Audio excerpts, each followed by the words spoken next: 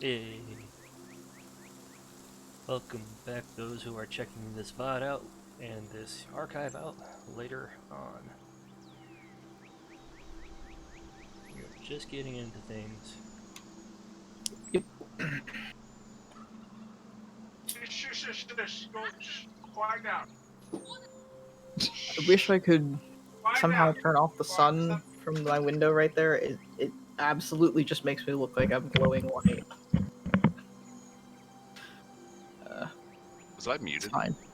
No. No, No. No. like when Ras was glowing in the moonlight. Wanda's being annoying. Wanda's being Wanda. Did you She's tell her? telling me Why do you? Did you tell her to the moon and back? that's a little, Oh. get out of here. Just be quiet. Does that make you Cosmo? Ah! Oh man, look at that. Dinner's not done yet. I gotta go, guys. You guys Oh, are slow to pick up on that. Well, let's get going into D&D then. forgot about dessert. Be right back. Ready and everybody's here. We can get started. Yes, I I'm guess. sorry. You can review the fundamentals. Continue of calculus. eating. Oh, you're all good, Jay. I just didn't know. I didn't know you were gonna have a late dinner and all is all. So I don't Just think glad he you knew made it. either. Put Jay's mom on, please, so we can complain. Right. Every time someone's late due to family issues, we have to have that particular family member explain it to us live. Henry, why was Kuuretsu late?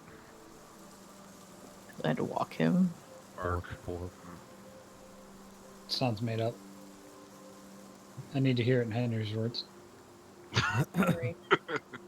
Yeah, Henry's not saying anything. Here, Henry, sniff the mic. Henry's no snitch.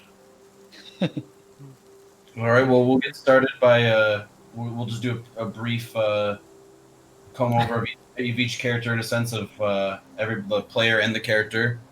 So we'll start at the top in the Discord list here. We got Carnes. If you'd like to introduce yourself first. Yes, I am Karns in the Discord, Lord Kirov everywhere else. If you ever want to look for the VOD or the... if you want to look for a VOD, you can look in Kuuretsu too. But if you ever want to look into the archive, I am currently fixing everything up so that we can have an archive going back further than the Twitch VOD banks allow. And I will post that for sure once it is all set up so that people can go back and like, why are they talking about with this? You can go back to the archive and binge everything. But I play Bashir, the Kobold Ranger. He's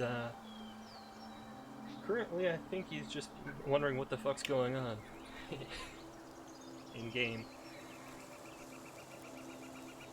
All right. Well, thank you very much, Carnes, aka Bashir. Next, we have Rubik. I am known as Farum.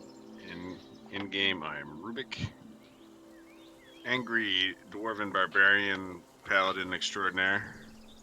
And I lead this group of adventurers, and we are the good guys, no matter what the government says about us. You know, I have the going live notification as proof that we are the good guys. We just stopped the fight. And mine is called. We want peace. I swear we're not the bad guys. So pretty close. All right. Rubik, is there anything else you'd like to say about your character? Carries a big sword, hits shit, kills it good. I'm Rubik. All right. Thank you very much, Rubik. Appreciate that. Next up, we have Jay. Jay, by the way, what was for dinner? Steak, corn on the Oh. cob, and potato salad that I did not partake in. That's all right. I would have said no on the potato salad, but I would have definitely eaten that steak. That sounds delicious. But It's pretty good. If you make it we are glad that you are here. If you'd like to introduce your character and little introduction of yourself, that'd be great. Hi, I'm Jay, and I'm a potato. I play Scritch, the Goblin Cleric, the devoted follower of Skirt. I think last time he just he covered himself in piss to fit through an arrow slit. It worked. He's out. I mean, it did work. I mean, they rolled an at 20 the next time around. It worked. It's fine. I mean, let's save that. There for was a later. bonus from it, yes, of course. All to save his buddy Jack. Yeah, I think that's about it. Who's way out behind enemy lines over there. Yeah, just goblin trying to save his warforge. Well, all was going well until the centaurs were stopped, but there's some talking going on now, some negotiating, so we'll see what happens there. Thank you very much, Jay. Next we have Kuuretsu. Hi, I'm not a potato. All hail Scritch. Sorry, I had to do it. Go on. That's fair. I'm Kuuretsu. I'm one of the two people that stream. I am Kuuretsu on pretty much everything, unless you know me from several years ago, in which case I'm something different. I play Rask, the lizard folk cleric fighter, who is currently the one in talks with the centaurs, and has trouble talking. He learned Common and now he's struggling with a different language because he can't catch a break. He has a new pet. Not really pet. He has a tendency to pick up things, apparently. Mm-hmm. He had an amberjack Still runt, do. and now he has... he has one. He has an amberjack runt, and now he has a really stunted warg. A bearded warg. I think by the end of this, he might pick up more if I get the chance. All right. Well, thank you very much, Kuuretsu. Next we have Phoenix Aries. That's me. Yeah, I play Jack. He's a Warforged paladin, and he usually is found carrying Scritch around. And I made a mistake and went behind enemy lines thinking I could take on like 8 people at once. Turns out I can't. I think you're doing great. I mean, I'm doing great with a little help from my friends. Hindsight's You're doing 2020. just fine. I Yeah. told you You're not 3 dead. guys on the wall to cover you, so you should be fine. I should be fine. I mean, I killed like 2 guys, right? You killed the important one, right? Yeah, I killed the big mean guy, and then the other one I think just pissed his pants. Are you talking about the catapult one? I thought that one just ripped itself apart because it was an idiot. No, I killed the guy with the two great axes. Oh, right, you did kill him. Oh, also I have a Pegasus. That's canon. I said Totally it, so it's confirmed. canon. Oh, well, all right, wow. Jack is under the impression that he has a Pegasus. Let's Yep. go with that. Yep. He Totally can't mine. touch it, it's his now. Yep. Did he lick it?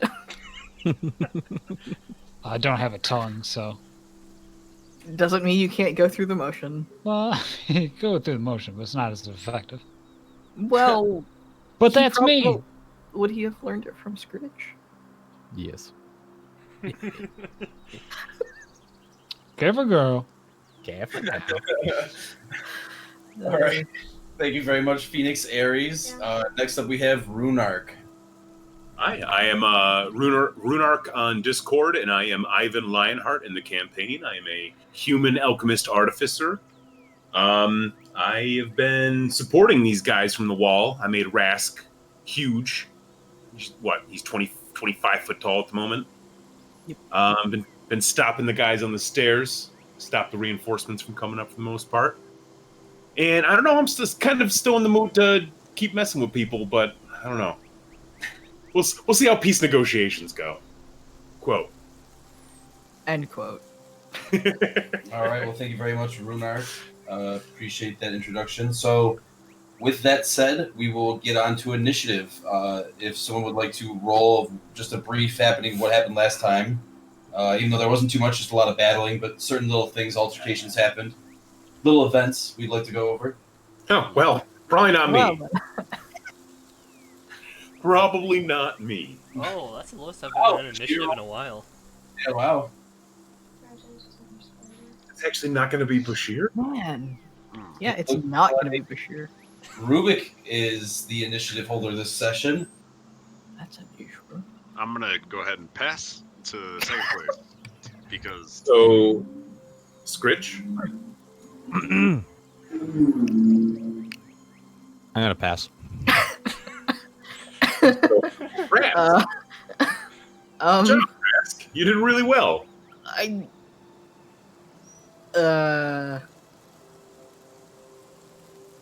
I faintly remember what we did. I just remember towards the end. So, Well, do what you can, and people may fill in. the Borkin, this one in particular, made it to the gate and used a magic item that they were carrying to like destroy the gate or turn it to ash. Or I guess it's in the process of doing so. There was a pile up here from Ivan throwing something that blinded all of the boars, so all the goblins on the boars couldn't move, which prevented the following troops from making it there. Jack got cornered and Misty stepped away and then got cornered again. Is doing well.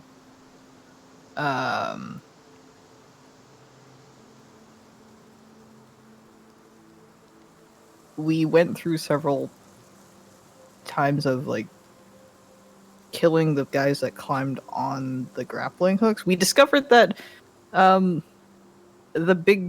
these big guys had ladders on them that were being used to climb. I didn't know that the first session. And then the only thing that I really remember is that we felled the giant Cyclops. Except for the Cyclops isn't dead because Rubik decided to heal him at the end of the session. And Rask stopped. Rask and Scritch are in front of the Centaur troops, but Rask was the one who stopped them with the bow of the previous Centaur attacking leader. And General Graham is here because we wanted to talk peace and allow for the humans to retreat without any more bloodshed. That is pretty much all I remember. Correct. If anybody has any little tidbits to throw in there. The riders are not goblins. I think they are red-scaled kobolds, similar to Bashir. Right. Yes. Scritch got shoved through a hole. Yeah, Scritch. Oh, yeah. Scritch was shoved through a hole covered in piss, but I think we touched on that earlier. So, well. Just to clarify, the hole wasn't covered in piss. Scritch pissed himself. Yeah. He was the one covered in piss. We confused the Cyclops by having like 3 different people scream at him in different ways. Yeah, that really did throw him for a loop. Yeah. We did convince General Graham to agree to the peace. I think that was like the last thing that we did. So both sides have agreed to peace, and I don't think we did any terms or anything like that. Bashir sent Vree to help since she knows Sylvan fluently with the peace negotiations. And Oh. I don't think there's much I else remember that one can more remember. thing. The Grand Seer offered to teleport us, but we sent the children off to the Yes. surface. Yeah. That was actually a big defining point right there for Rubik himself as a leader in the Bone Collectors, and that really showed the Grand Seer what you guys are all about. So instead of taking the easy way out and leaving, you decided to stay, and not only that, but you offered your spot to the most defenseless and helpless people in the group. So the Grand Seer took great note of that. Oh, our centaur captive is still sitting with Somewhere his, back there. hands tied to a post near the campfire. Yes, and Vree's wolf. Oh, right. Oh, you can never see it. Technically, it's only seen when it wishes. Right. But Rubik was about to kill the leader, and then Rask stopped him using the signal. Yep. Thankfully. So, thank you, Rask and Technicalities. Carnes, for that. What's up, Rubik? Oh, just technicalities is all. Yeah, technicalities is all. He was on the backswing, and I just ran into the blade. It just happened to. Yep, it was totally on accident. So, Oopsie daisies.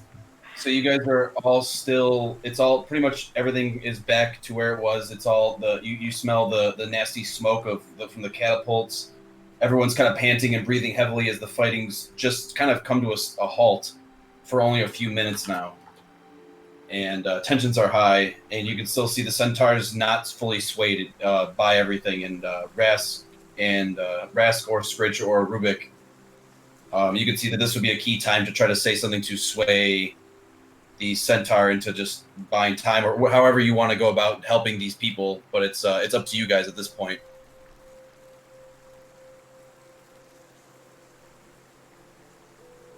Wait, I thought we agreed that, or sorry, I thought it was they came to an agreement last session that the humans would be allowed to retreat. Yeah, but you guys haven't gone over any terms or anything like that, or you haven't really said anything, or how it's going to be done, or what's. The last thing that happened was General Graham accepted and stated that he would retreat, and then that's where it ended. We didn't talk about, okay, you guys go now and let us do this, or give us this amount of time, yada yada. Yeah. Okay. So General Graham looks to you, Bone Collectors, and he says, well then, will you assist us in traveling back to Warrenheim? Rask is gonna look at Rubik. Who's walking up the stairs still? Yeah. Kind of Rubik. huffing, walking over past walking over the dead body of the boar kid. Rubik. Hi. Are we going with the humans, or are we going after demons? And we sent Grim with the children. Yeah. No, he's still here. No, Grim is still here. Grim's Oh, still he's here. The children were just teleported, so Grim is still here technically with his wagon. Oh, okay. I thought He's Grim standing had. right next to the shear. Okay.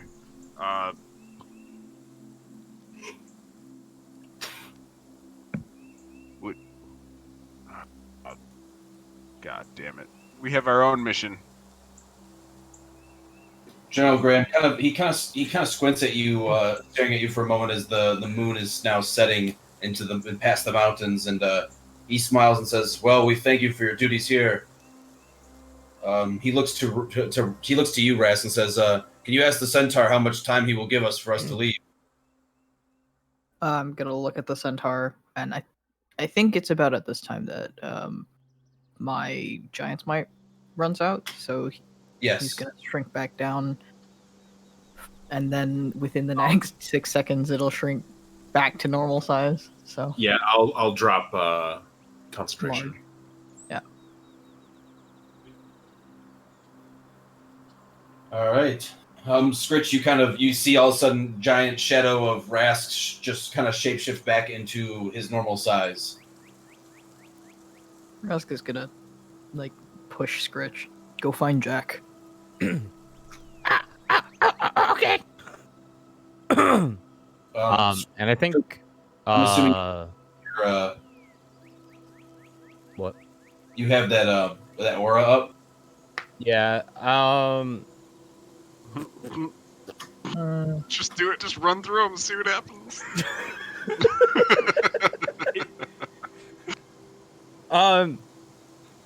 Yeah. Honestly, I think Scritch will. I don't think he's gonna really care to end the concentration on it. 'Cause Okay. I think to him, since he's got those angelic beings floating around him, he thinks he's more connected to Skirt with the there, and he doesn't want to offend Skirt by dismissing them. Okay. The spell ends. Okay. So yeah, so he's just gonna walk over the It's started. Oh, in there. They have to end their turn, I think, in the area effect or something. Yeah. You They might have wanna to start their read turn the- in it. Yeah, they start their Oh, turn. start. In it. Oh, Or, yeah, there you go. yeah, let Which- me look it up real quick.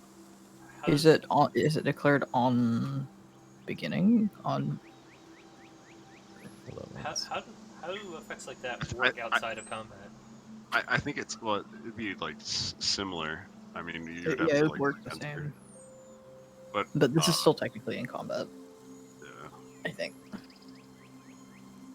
But Rask is gonna turn to the centaur and ask him, or actually no, he's gonna ask General Graham first. How long do you need? Give me at least 10 hours. What time is it right now in the evening, or I guess in the middle of the night? It looks pretty late. It looks like it's almost the next morning. Okay. So what? So like by noon, ish, or like past noon. Yeah, he nods, thinking very, very hard on what if there's anything else he needs to gather. The only problem I'll have is my wounded. If they're the only things that will really slow me down. As long as they give me and my people safe passage, that's all I ask. Aras nods, and then he's gonna walk towards the centaur a little bit, since he's not big anymore. Okay. He's gonna enter, like, just within his reach. Both of them are gonna have reach anyway. Yeah. Rask will pass on the. Give them time. They have weak, wounded. The centaur nods, and he's going to look to the moon as it's setting in the mountains, and he looks back to you, and he's going to put up two fingers. They have till 2 moon.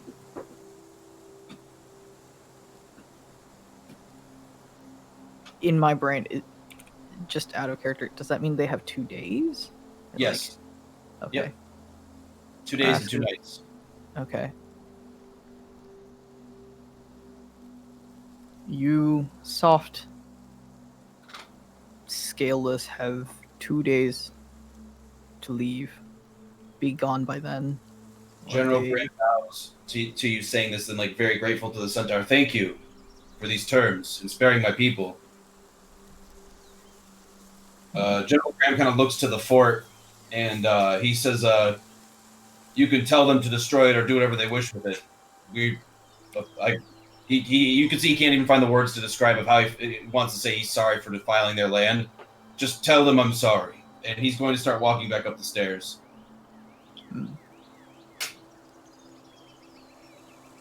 Rubik, do you decide to go up the stairs? Yeah, I'm just continue walking up the stairs while the idiot talks to Rask. Okay. The idiot. Idiot. Just the dum-dum. All right. It wasn't General Graham, remember? It was the captain that you knocked the fuck out. Yeah. General that's Graham's two been nothing different but people. cordial. I thought that was Captain. No, that is not Captain Windsor. Captain Or Windsor, the guy who this is General Graham that's okay. Yeah, General. This is yeah, General Graham.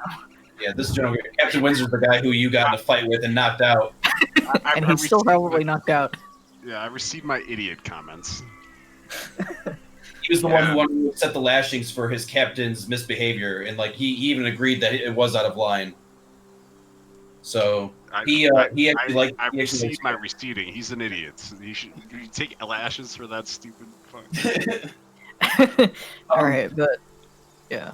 So the centaur looks to you and he says, he waits for you to like say something else because you can see the rest of his men are kind of getting impatient, and the rest of the kobolds as well as the Borkin who are still alive. Okay. Rask is gonna express. Let's see. They will leave. Once gone, land yours again. Can destroy, if wish. and you hear him shout in Sylvan something very loudly, and he raises his glaive, and all of his people and all the other creatures raise their hands, and they shout and scream, and they just for excitement and just victory. And the centaur smiles at you, and he's going to point to the north where you guys are traveling next, and he says, "Be careful on path. Many dangers lie ahead. Good luck." And he's going to bow to you. And you actually see he actually like lowers himself to even though he's their chieftain. You can see he's actually very happy that you assisted them in this. Rask is gonna bow in turn, but he's gonna hold up a hand for him to wait. Who's the closest one to me?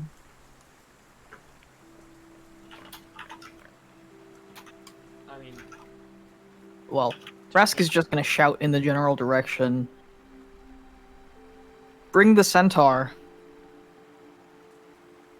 And then Rask is gonna turn back to the centaur in front of him and say, "We have one of yours." Some of the centaur warriors kind of get excited as you can see their tails kind of like sway back and forth as they're excited to see one of their comrades, maybe someone that's still alive, one of their family members. And the centaur chieftain bows again and smiles. Your name? Fuck, I don't remember Rask's last name again. Shit. Who are the you? prompt in chat. Doesn't remember Well, it in common. No. Well, no, I don't remember his father's last name because Rask originally didn't have a last name. So Rask is just gonna go say, Rask, son of Eld, the Frost Giant. You hear some of the murmurs of the centaurs. Frost giant, Frost giant. He's going to bow to you, and as you say that, you actually see the Cyclops actually sits up. He's on his butt sitting, but he gets up and he's holding his head. Ooh. And Rubik, you're actually walking past the one of the Borkin that blew the gate up, and you see it as you're kind of like you're about to walk past him. Do you want to say anything to him? I just hold on. I don't care if you guys can see. Oh, fine. I ignore him completely. I just don't even, I pretend he's not even there and just don't look. Okay. Wow. I assume Bashir heard Rask yelling to grab the captive. Yes. So you and Ivan hear this, and so does Grim. And Grim looks down. He says, "Should I go bring him?" Bashir will just look up at him and keep an eye on the large one. Bashir will go get the captive. Aye, and he's gonna actually reload his crossbow. You can see he doesn't trust that Cyclops. Master Rubik, the Cyclops is awake as you hear Grim shout out to you. Master Rubik! I'm gonna start checking on the injured. Ivan, the Cyclops is his Grim is reloading, and you see one of the soldiers. Calm down, old man. Calm down, old Rubik's just walking up the steps. As the Cyclops goes to leave, Rubik's just standing there with like his hands on his hips, looking up at the Cyclops. Is he technically still afraid of you? Yeah, actually, is he? Well, if he dropped to 0 and then I healed him? Yeah. No, technically he did. He dropped to 0. You healed him and brought him back. Okay, yeah. So the effect would. Yeah. I think it drops. I don't quote me on that, but I think fear would, but like poison would remain. Yeah. Because it's like a psychological effect. There's some weird rulings on that in the. Anyway, up to the DM. I would say they go away since technically you brought him back to life. He would have been rolling every 6 seconds anyway to breathe. Yeah. Yeah, he was not doing well. He did not do well in his death saving throws, needless to say. Plus, people were still shooting him while he was down. When a couple random guards were like, "Oh, I don't know if he's dead." Oh, I didn't realize that. Rubik, you're just kind of putting your arms on your hips, but yeah, Ivan, you what do you want to go do again? You want to go investigate the? Are both of these guys on the wall next to me, or is this guy on the ground? guy on the ground? That The is gate? that is Captain Shannon, and she is on the ground. Okay. She was stopping. She was basically fighting the leader of the Borkin who destroyed that gate. Yeah. Alright, he so- was the MVP NPC. She I'll is. say to this guy, go check on the injured. Can you tell me if you have a medical stash around here? Yes, we have 2 apothecaries on the site below the fort. We are already rushing injured there as fast as we can. I'll go see if I can assist. She nods. Go bring more in. Right away. And you actually hear Shannon just kind of yell, and she says, "Stay on your post.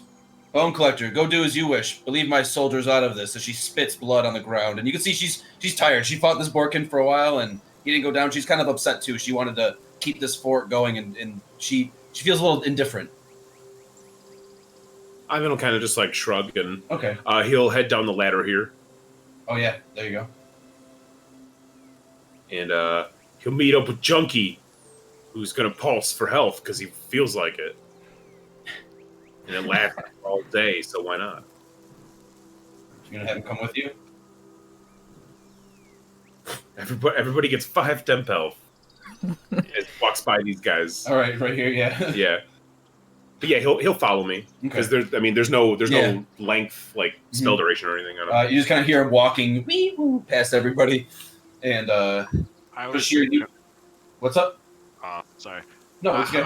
I was just gonna say, I always think of whenever he does that, Junkie goes like stops and goes like, and like I was just thinking like all those guards, like Junkie's just like walking behind him, they glance and he stops and he goes, and they all like jump out of their shorts. Yeah, he powers up and then just like sends out a wave, and they all just have heart attacks. Yeah, they're like, oh god, I thought the attack was over. PTSD. So Bashir, you're running to go get the centaur. Jack and Scritch, you are reunited, and it feels so good.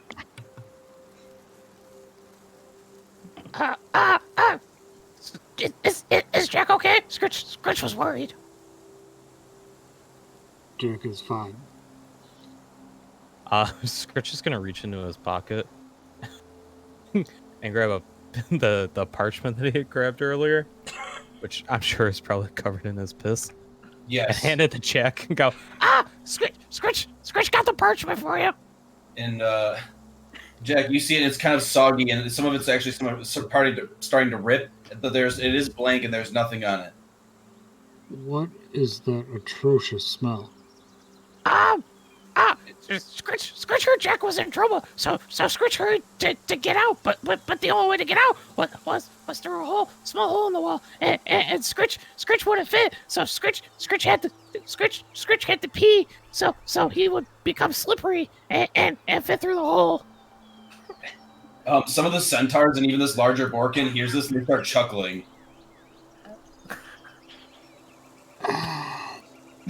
That was the only way? Yeah. The only way. Scritch was in a hurry, and Scritch only found that hole, and the guards pushed me through. Scritch made it on time though. Scritch got here. It worked. Scritch is gonna write in his plan book for next time, so Scritch remembers. If anything, you're a little late. No. Scritch made it here, and Jack alive, and as soon as Scritch got here, those guys left.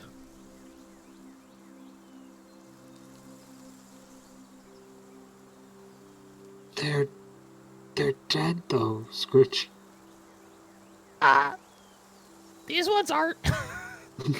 Scritch I saw them walk away. I don't know why they moved, because 2 of them are dead. Right. Oh yeah, sorry. Scritch gotta go defeat the Oh, necromancer. one of them's not dead. He actually didn't fail his death saving throws. Only one of them is dead. Okay, well, they're rolling down the hill then. There you go. There's your dead body. I'm sorry. Oh my Well, god, it's a miracle. that other guy's dead too, right? No, he did not fail his death saving throws. But he got down, so he hasn't been helped out, so he would still be knocked out though. Yeah, he picked him up. Oh, okay. Boo. Boo. But he started his turn in the aura, so he's dead. Speaking Ooh, of oh. Jack. Actually, Well, unfortunately, they don't know that till they get him down the hill. He's not obviously dead, just slightly smoking a little bit. Corpse, it's fine. It was brave when I picked him up.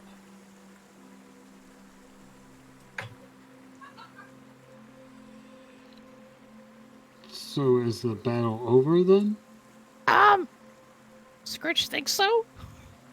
Should we head back? You guys look kind of confused. Probably. I mean, I don't want to fight these 15 guys. Scritch will watch him. Scritch will beat him up for you. Okay. Yeah, you sit down, Scritch got this. I'll pick up Scritch and walk back to the group.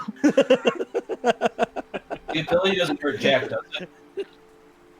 Yeah, it does actually. Oh. Are you just gonna draw for concentration at this point? Yeah, I thought it was only enemies. You No. have to declare at the beginning. Yeah, so when I cast the spell, I can choose any number of creatures I can see to be unaffected. Okay. So since you weren't in visual range, and the only reason Rast didn't get hit is because he was giant and Scritch could see him over the wall. So yeah, so you get to make a Wisdom saving throw. Every 6 seconds. Yeah, every 6 seconds. Yeah. I mean, unless it's been 10 minutes. Can you dismiss it? I can, but like I explained, Oh. before, Yeah, Scritch doesn't want to want offend to anger Skirt. Skirt by it. I would say by this time after all the talking, it's been 10 minutes and it's stopped. I wouldn't say Jack takes any damage. Well, that's no fun. All right, yeah, that's fine. All right, if you wanted to- yeah. Scritch Yeah, if you want to. All right, well then I guess it would be one round then. One round that Jack could possibly take damage. Hell yeah, perfect. That's what I like to hear. Let's see that saving throw. It'd be the very last bit of your concentration. So what do I have to be? 16?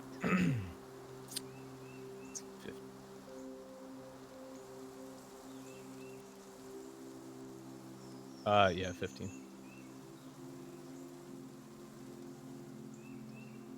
Uh-huh. 12. Oh. Oh. Piss off, ghost. Oh, wow.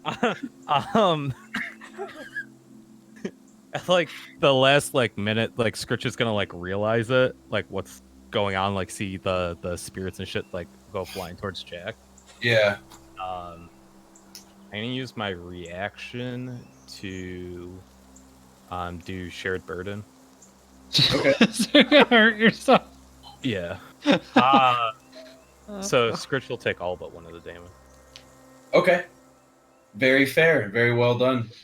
So you see the spirits angrily go towards Jack, and in one brief moment, Jack, as you're about to be hit, they fly right past your head and hit Scritch right off your shoulder. Yeah. And he lands on the ground right behind you, not too far. And you see a little spirit kind of comes out of his mouth as if it almost electrocuted him, and smoke's coming out of his mouth. And he gets up for a moment, looks up at you, and Scritch, do you want to say anything as you're gasping for air? Yeah, immediately, when Scritch is doing the shared burden, he's just gonna yell, No! and then take it to the face. Rast, you hear this, and you can't really see past the Borkin and the Centaurs. You can see that something's going on with Scritch and Jack. Does it... I know Scritch sounds distressed, but does anything else look like it would be worrying? The Centaurs are laughing. Rask is just gonna stay standing here then, but he's just gonna turn and look at the source of the sound in that direction. All right. And he's just gonna shake his head.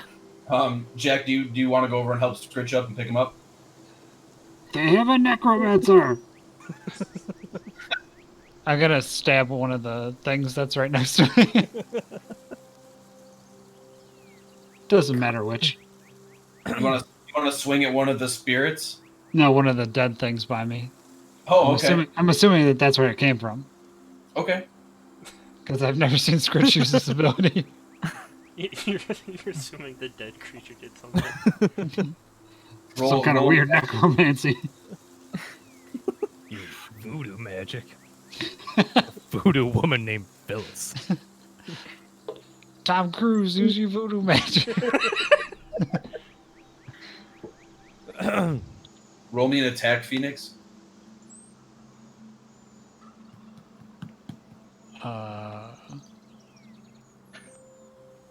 Natural and max damage.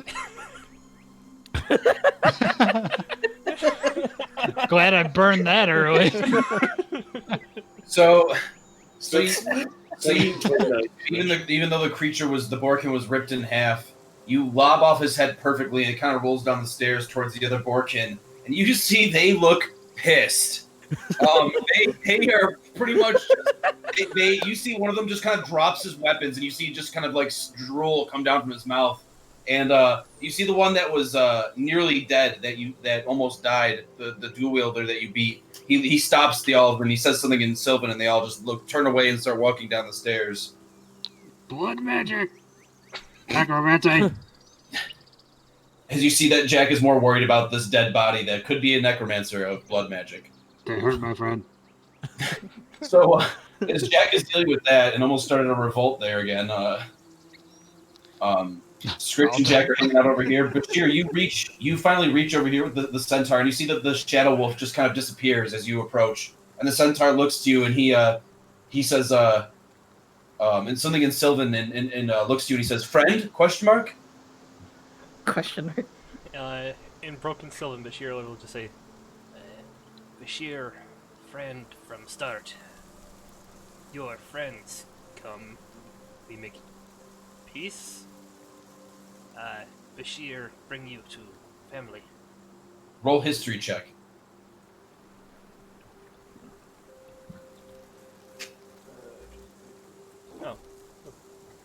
Oh. It's fine. Don't worry. You see that he catches about one or two words out of that those entire sentences, and he just kind of smiles and nods as he hears some sort of good word out of what he got from that, pretty much. And he's just gonna follow you as you kind of grab the rope. He got yes, friend, and then nothing else. Yeah. Is Vree still there, or is she still going up? You see, she's actually got her feet kicking off the gateway as you're walking, like that you're walking under right now, and she's just smiling. Well, it looks like the boat saved the day yet again. Bashir has yet to see the opposite happen. Would you mind coming with me? We could use your language knowledge. She jumps down, and she'll follow you out the gate, and you guys are heading out, and you run into Ivan, kind of at the same time as Ivan's walking up the stairs. With Junkie. Of course. We're heading to check on the injured, making sure everything's all right. Bashir is bringing the captive to the others. As you guys are talking, you eventually see the sun crack over the side of the on the opposite side over the ocean, and it's kind of peeking over the walls now, over here. Oh, is it morning already? Oh, we're fighting that long. It's been a long time since Bashir has had a good fight. This was a long one, to be sure, yes.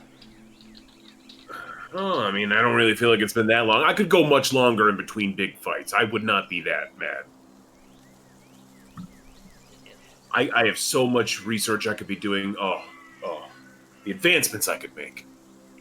One should always challenge themselves. There is no reason to avoid things that will make you stronger.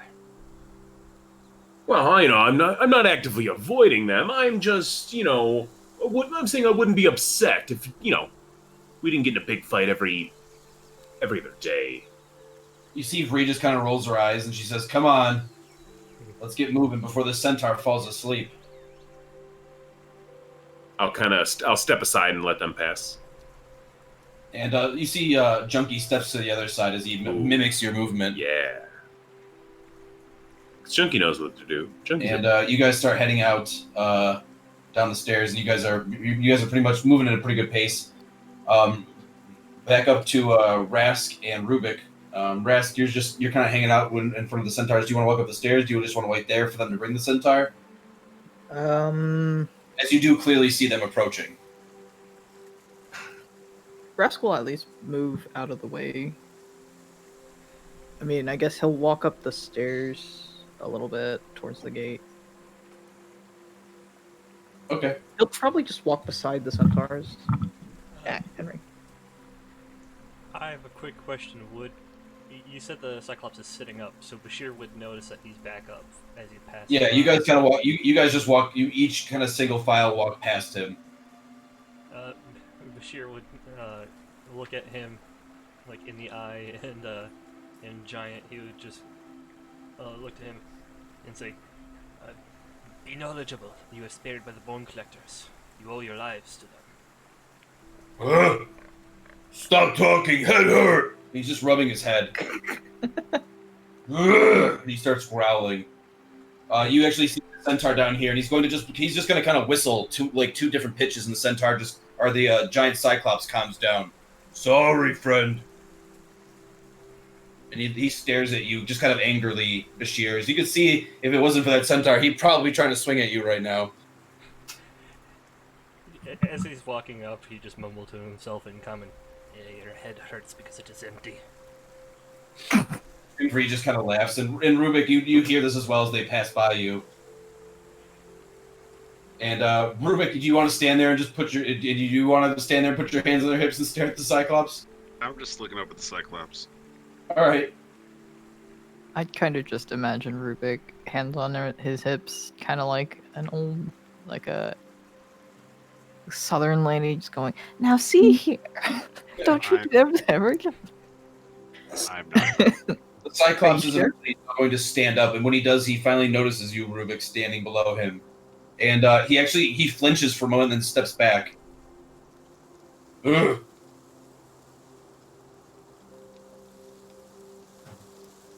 No fight. You strong.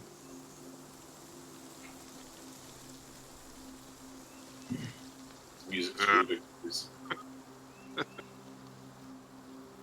My clan. We surrender.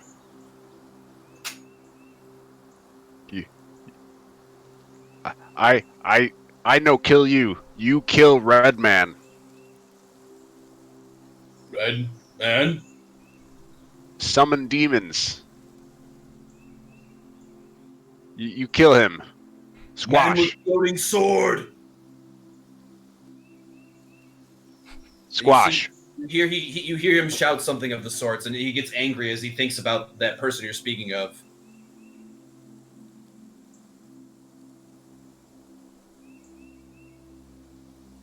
And he's just going to pick up his giant club off the side of the wall there in the ground, and he's going to pull off a skull from around his necklace and reach down and hand it to you.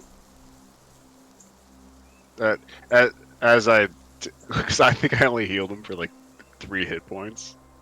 As he reaches down and hands it to me, I'll like touch his hand as I take the skull, and I'll lay on hands 10 more hit points.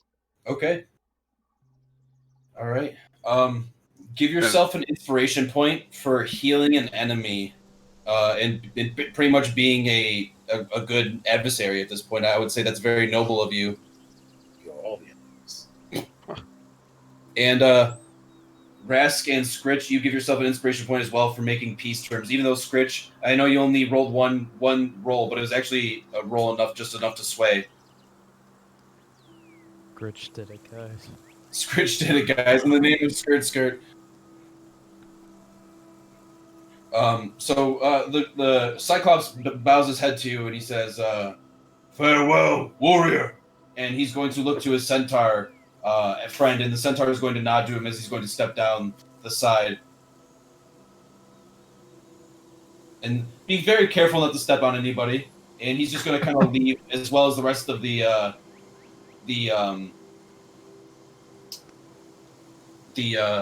centaurs and the Borkin and the Coldbloods. They all begin to leave. They all go down the stairs and descend back down. And the captive of the centaurs says one thing, and he's going to ride back over to you, Kuuretsu, and he's going to hand you back the necklace you gave him. Rask is gonna look at him really questioningly. Tilt his head a little bit too. Friend. Clan. He nods his head.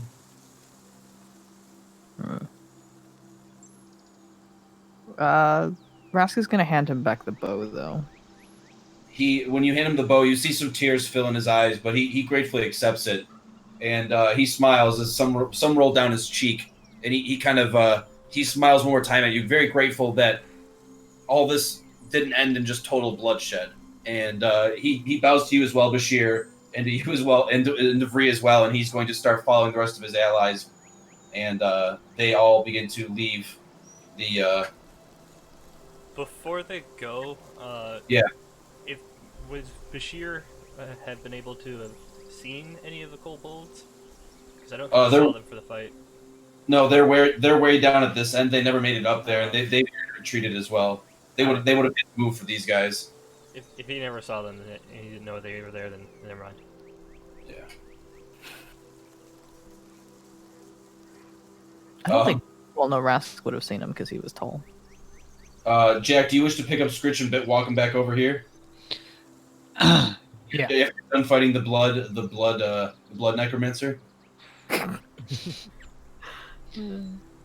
Yeah. I'll just walk back that way. All right, with Scritch on your shoulders now, and nothing harming you or Scritch, you meet up with everybody as the rest of the army has moved on after about a half hour of people kind of moving and gathering the dead and gathering the wounded, and it's taken a bit of time, but you can see they're quite organized, and they're actually they actually all take care of one another, even though they're all different races. They all work very well together as one unit, and as one cohesive unit, I should say. And Vree, the Harper agent, looks to you all, and she says, well, it looks like you all live up to your expectation of being late to whatever journey you're on. And she's just going to walk back up the stairs. Rask is going to open his mouth to say something, and then he's going to realize that he was also late to join the previous journey, so he's just not going to say anything.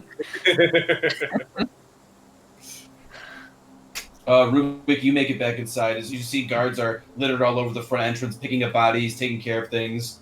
You even walk past Captain Shannon, who is kind of sitting on the edge of the stairway there, and she's just kind of just breathing for a moment. As you can see, she battled quite a bit and took on quite a few Borkin herself. I give her a wink as I walk by. She nods to you and smiles. Do the rest of you decide to go back in as you're standing near the stairs? Bashir, Jack, Scritch, and Rask? Yeah, Rask Bashir is will walk actually- along. Rask is going to see Bashir for like the first time, and then kind of blink, and then realize, look down the steps, and is like, there were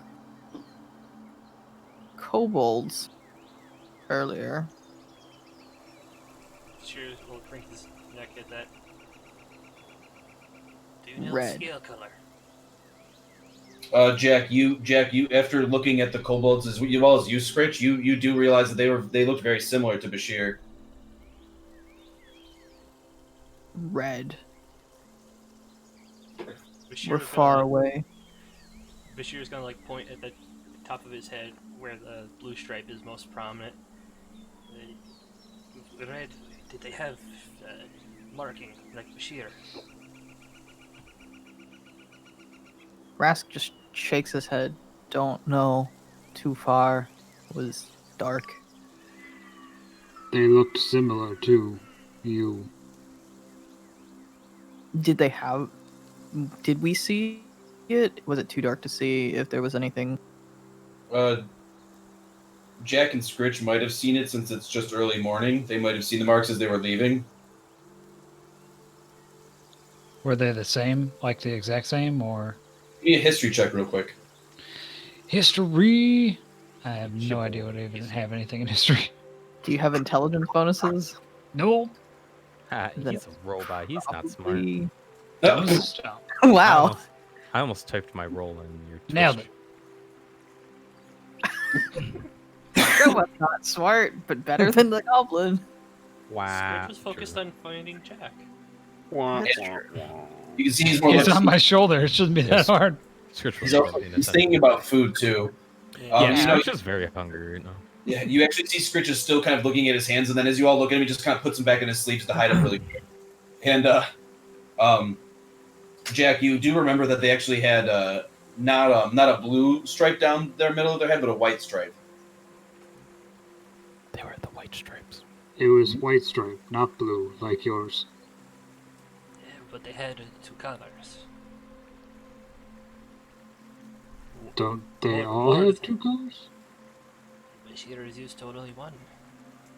Bashir is the only one that I've ever met with more than 1 color. You're the only one I've ever met, so Bashir's like looking down. Are they like well gone at this point? Yeah, they're all pretty much gone. I mean, if you got to the castle wall and had some sort of like telescope or a way to like see them down below, possibly you might be able to.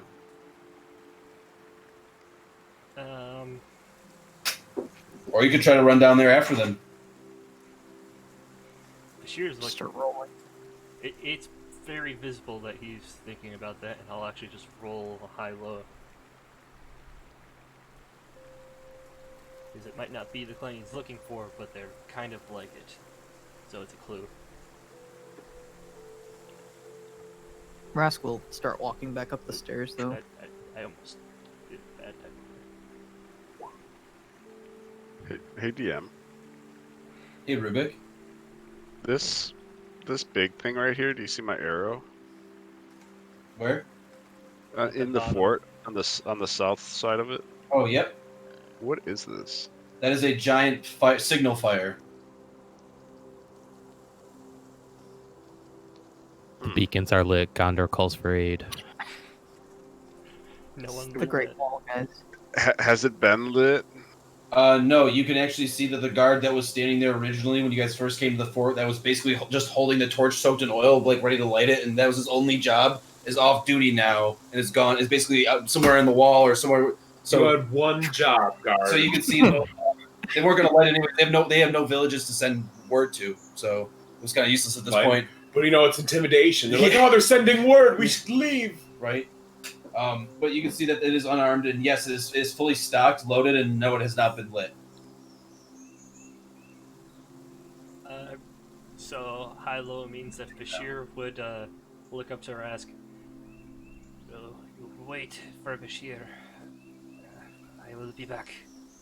And he will dash at his full speed down the steps towards them, and he'll actually pull out his horn and start blowing it at them to get their attention. Bashir, Yes.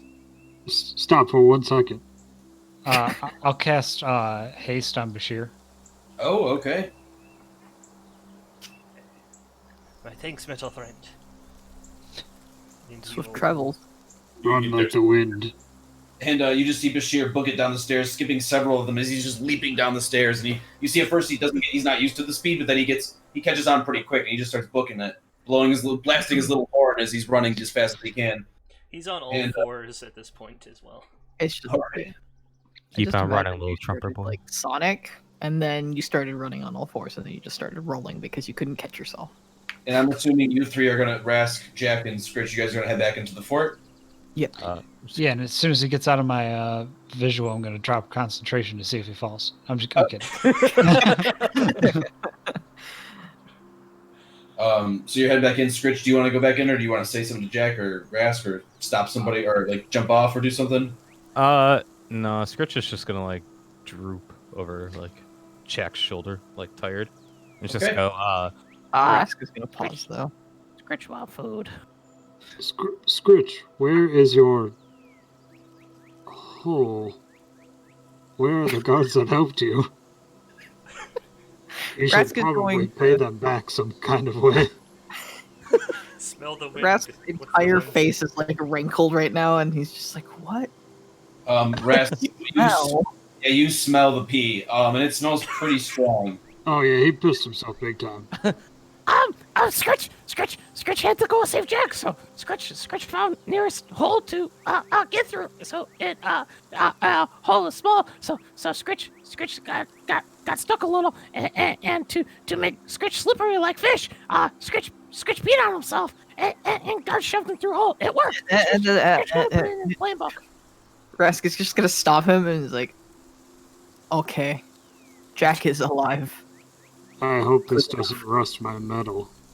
And you kind of look down at the bottom of his robe, which is dried up pretty well, but there's still a little tiny circle of where the pee is still there.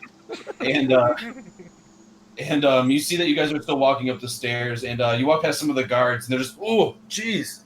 Okay, little buddy, I think you can walk the rest of the way. Luckily, though, No! Luckily, there is even a worse smell. You can see the vile jars of basically feces and dead bodies and things that they've been throwing are scattered all over the place. So you can see that luckily Scritch's pee is not the worst thing smelling here. So it's not so bad. It's very overcumbered with that smell as you walk past. Yeah, Scritch don't smell like that. Fight fire with fire, am I right? Ha-ha! Or in this case, fight shit with this, I guess?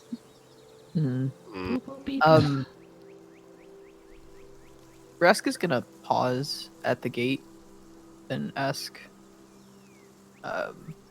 where the apothecaries and where the healers are. Oh, yeah. And as we walk by, Scritch is going to point to the hole and make sure Jack notices that that's the hole he slipped through for his daring rescue attempt. All right, so as you're walking up the stairs, before you ask Rask, you're about to, and you kind of gets interrupted as Scritch eagerly points over to the arrow slot sticking on the lower right side of the gate. And Scritch, how do you want to tell them that's where you got out of? That's the hole Scritch came out of. Scritch, that's Scritch's hole. That's Scritch's hole. Rask is just gonna tilt his head and say, Scritch was reborn? No. As you confuse Scritch beyond any means, Rask, you see that you kind of like shake your head and ignore that now, and you see the guard that's kind of dragging over the Borkin body to the side stops and looks up at you. Is everything okay, my lord? Can I assist you with something? Where are the wounded? They go down below. In the fort here, we have a small apothecary station with several beds. Most of our wounded go there. We also have a small morgue to prepare the dead. Is apparently it's been kind of accustomed these days. The guard kind of seems a little upset as he says that. But if you need any medical attention, go down below. You can't miss the apothecaries. It's straight down from the first flight of stairs. Rask will nod, and then I guess he'll just continue on his way then. Not for me.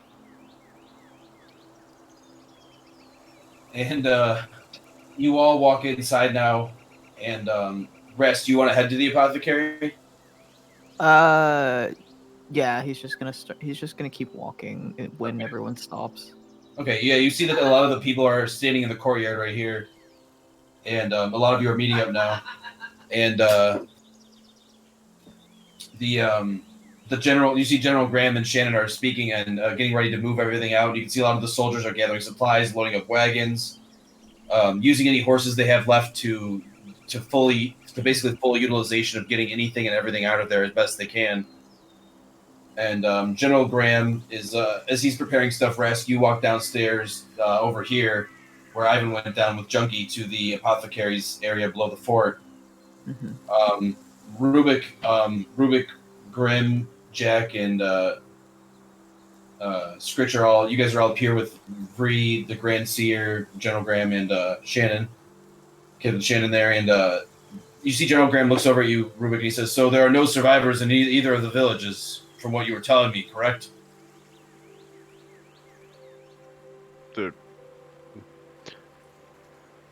They're all dead. So there's no sense in going there or stopping. No. We should head straight back to Warrenheim. You should flee before they catch you as sacrifices for the summoning more demons. Also, your signal fire that was never lit was a mistake, but it also makes a fine funeral pyre for the dead rather than they're summoning demons. I'd prefer they not desecrate the fallen on the field. Yes, that is a good idea. I was going to have them. I was going to have them dig a hole and burn them, then bury them. But perhaps that is a much more proper way. He nods as he seems a little disappointed and sad that he lost such good men here, and now he has to lose the fort as well. But I appreciate all that you've done, Bone Collectors. Thank you. I understand why Lord Vulcan spoke so highly of you all. And if you're giving up the fort, you can assume that unpleasant things may take hold here. I suggest scorch this place before you head out. Burn the buildings you can. Collapse rooms, walls, anything that's simple. Anything with an archway with a keystone. Smash it from its place. We should destroy the fort and not let them have it. Destroy the fort would be a task that would take far too long. I'm saying make it as useless as possible in an hour. You got it. He nods his head as he looks to Lady Shannon. Wait! Not now. Wait No. till we're about to leave. Yes, of course. When we leave, yes, we still have much gathering of supplies to do. I'm just checking. I mean, we didn't light a signal fire. I didn't want us to we're doing things out of order. So just checking. Unfortunately, my lord, we have no one to light the fire for since both villages that we would have gotten reinforcements from are gone. Did they not have signal fires? They did. Unfortunately, we saw their villages burning, but got no word. Their villages with a warning. Rubik smashes face at rock again, and there's just Rubik's flabbergasted. He doesn't know what to say. Unlike you, mercenary, we have orders. My orders were to stay here at the fort. There are signal fires, yes, but when the village is on fire, there's nothing I can do but stay here and protect my own men. I was waiting for orders, and I've been sending orders out, waiting for my own. It's been nothing but taxing, and quite honestly, I'm sick of it. I'm done with fighting for the human nations. It's nothing but taxing but paperwork. Yes, it seems your decisions worked out for the best. Is he kind of like sarcastically laughs as he looks around the place now that he has to give it up? All I'm glad is that the rest of these people will survive. It was a mistake coming here in the first place. You'll be lucky if half of you make it back to the city. And Captain Shannon nods as she agrees with you all. And she says, General Graham, we should get moving on the supplies. I'm sure the Bone Collectors have other things to do. They've helped us enough. General Graham nods and he says, yes, I don't know how I can repay you. I'm not sure if you're going to be leaving or you actually see the Grand Seer he looks very, very ill and he's kind of like slumping over on his staff and he says, I will help the Bone Collectors from here, General. You just get your supplies and meet me and your men out in the courtyard. The General nods. And they go and get the rest of their supplies ready too. They go downstairs and they're going to get the rest of the men and supplies out from the fort.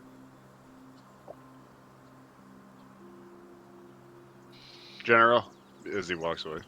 He turns and looks at you. Yes, Lord Rubik.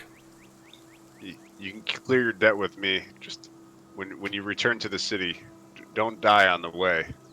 Make sure the children are taken care of. I'll be checking in on them one day. He kind of looks to you and he smiles as he looks to Captain Shannon.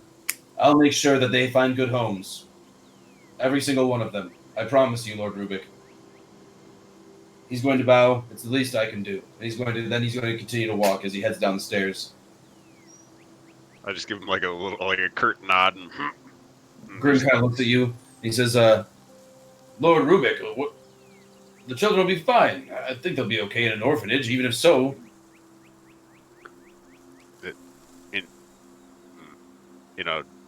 In a nation that's about to possibly be war-torn with demons on the loose. Good point. He just kind of he just nods his head and puts his crossbow back over his back. What, Grim? What happened? What? How do you get in touch with Lord Vulcan?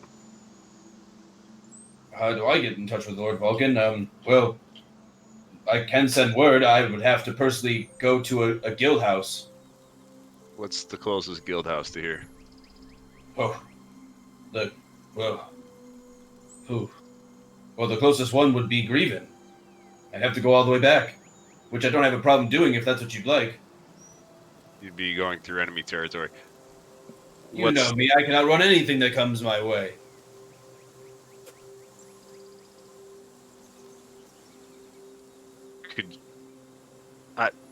I don't want to say I doubt you, Grim. I've seen you come out of worse shit. I also don't want to see you dead, and humans are short-lived as it is.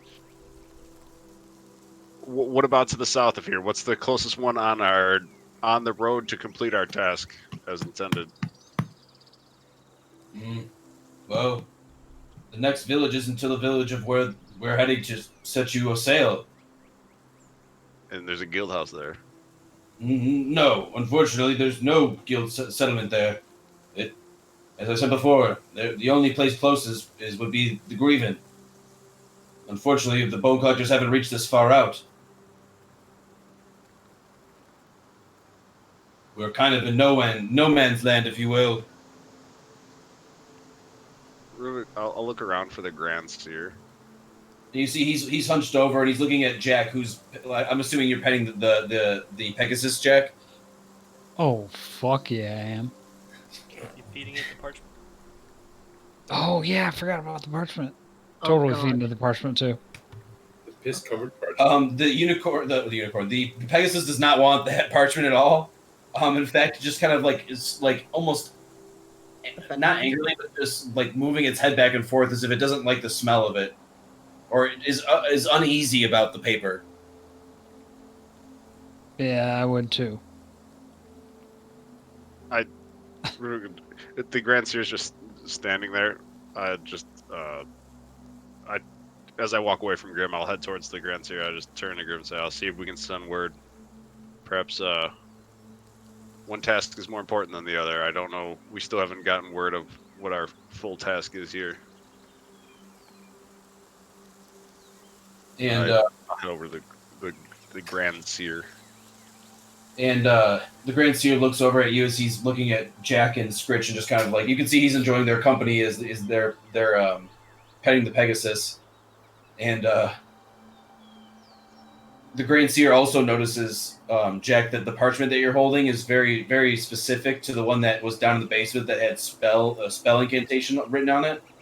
And he knows now that it was once that parchment. So you can see that he kind of is putting all that together now that you're waving it in front of him.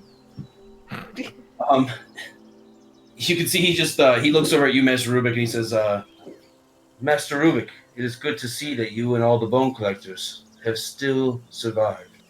He's going to bow to you. Thank you for all your help. And peace. Well, we're a hard lot to kill. Can't get rid of us that easy. Like cockroaches.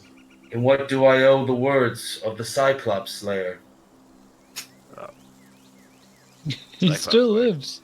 Yeah, he walked out of here. I'm not healed him dead and sent yet. him on his way. I believe if it was not for you yet again bringing him back, he would be dead. Yeah. He was fucked up. Yeah. Yep. Walks away. Yep. Do you just say yup and then snap your suspenders? That's about it. Shirtless and suspenders. I knew. If only I had a great axe instead of a great sword. Be Canadian. Plaid shorts. The Grand Seer looks to you and he says, Lady Vree of the Harpers has told me of your mission and your next task. Ah, the wolf lady with all the big words, yeah.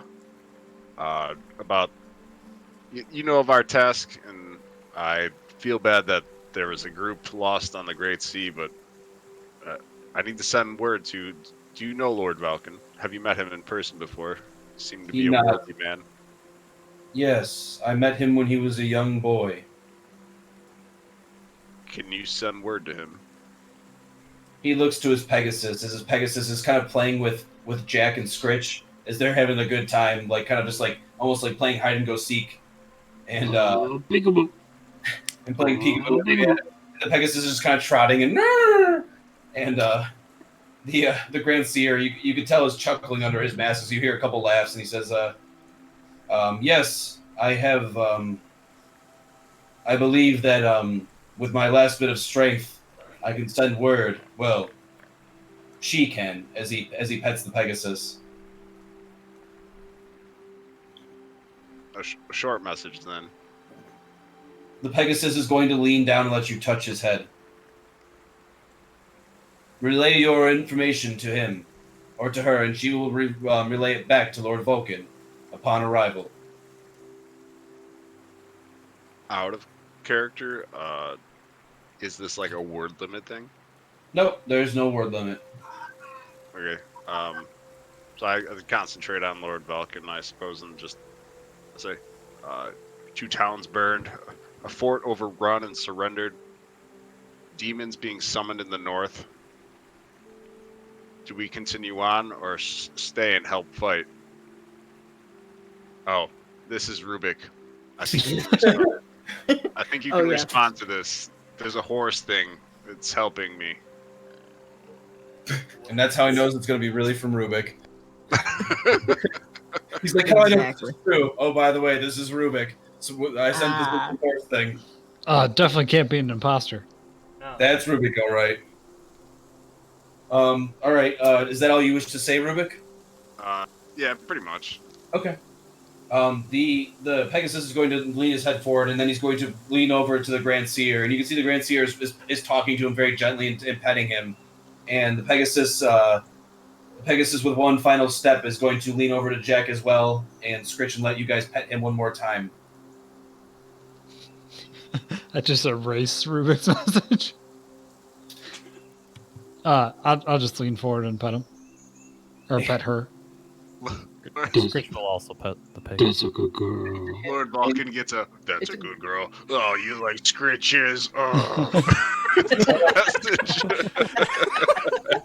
It actually is a him. I'm sorry. It is a him. He's like, what the fuck? Right? Who sent me this? The Pegasus just kind of like neighs one more time as you pet it in joy of meeting all these new friends, and the Pegasus is going to kind of trot off over in this area, and then for a brief moment just kind of stand there and like almost like take a stance as it's trying to show off, and then just burst its wings up into the air and take off immediately. And before you know it, over the morning horizon just kind of disappears over the light of where the sun is cracking over the ocean.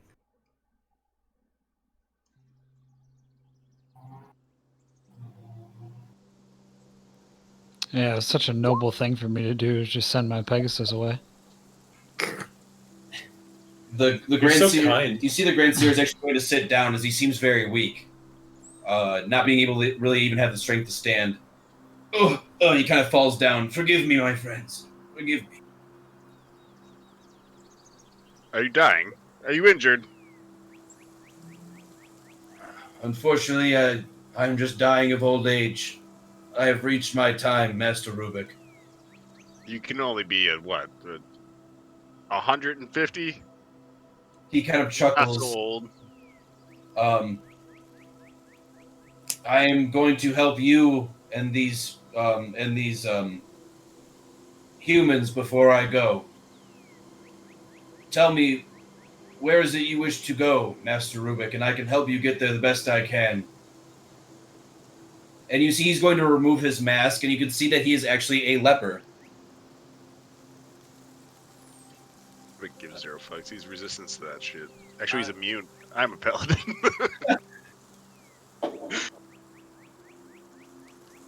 And he's just going to kind of lay back against the wall and just sit there for a moment and just enjoy the morning sun beaming on his skin. So he's a leper. Yes.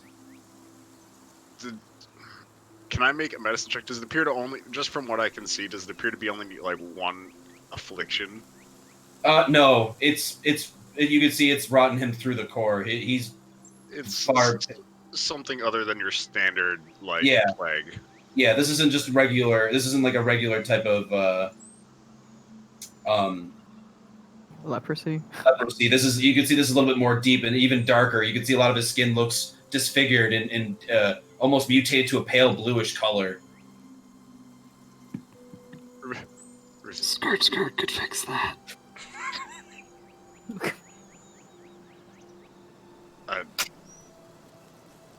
I'm glad you kept that on when the children are around. You're one ugly motherfucker. Wow. Wow. The seer is going to laugh with you, and he enjoys the humor, and he says, "Master Rubik, you're making me laugh so bad it hurts. Tell me, as I said before, as I do not have much time left, tell me where you wish to go, and I will send you and your group there, as far as I can." I was He just hoping drops to us halfway. Right in the water. Right, like 100, 10 leagues under the ocean. The Earth's round, man. It was a straight line through the sphere. It was halfway. Teleports you like 3 feet that way. I always hated those guys. I was hoping to hear back from your horse friend before we He get will find confirmation. you in time and relay the message back to you once he has reached Lord Vulcan. He's going to cough again and wipe the blood from the bottom of his lip. I'll hand him the parchment. He laughs and says, "You may keep it as an heirloom. Apparently, you've already gotten yourself introduced to the magics of it, since it is already imbued with your body." Magic? Yes. Did you not take the scroll? I didn't scritch. I'll slowly turn to Scritch. Yes. Whoever would have touched that scroll would have been imbued with its magic, which is why it was in that case. It was very powerful and dangerous. Scritch has shiny hands now. As he holds his hands up, they're glowing. Yeah, as he holds his hands up, they're glowing red with red and yellow with like runes. So Scritch is like Iron Fist now. Is what you're saying? In a way, he's got runes embroidered into his hands, from his fingertips down to his wrists. I've been Like two bejeweled. black eyes, broken nose.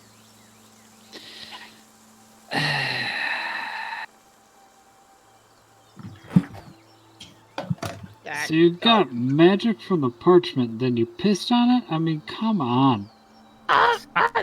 Scritch didn't mean to piss on it. Scritch forgot it was in his pocket.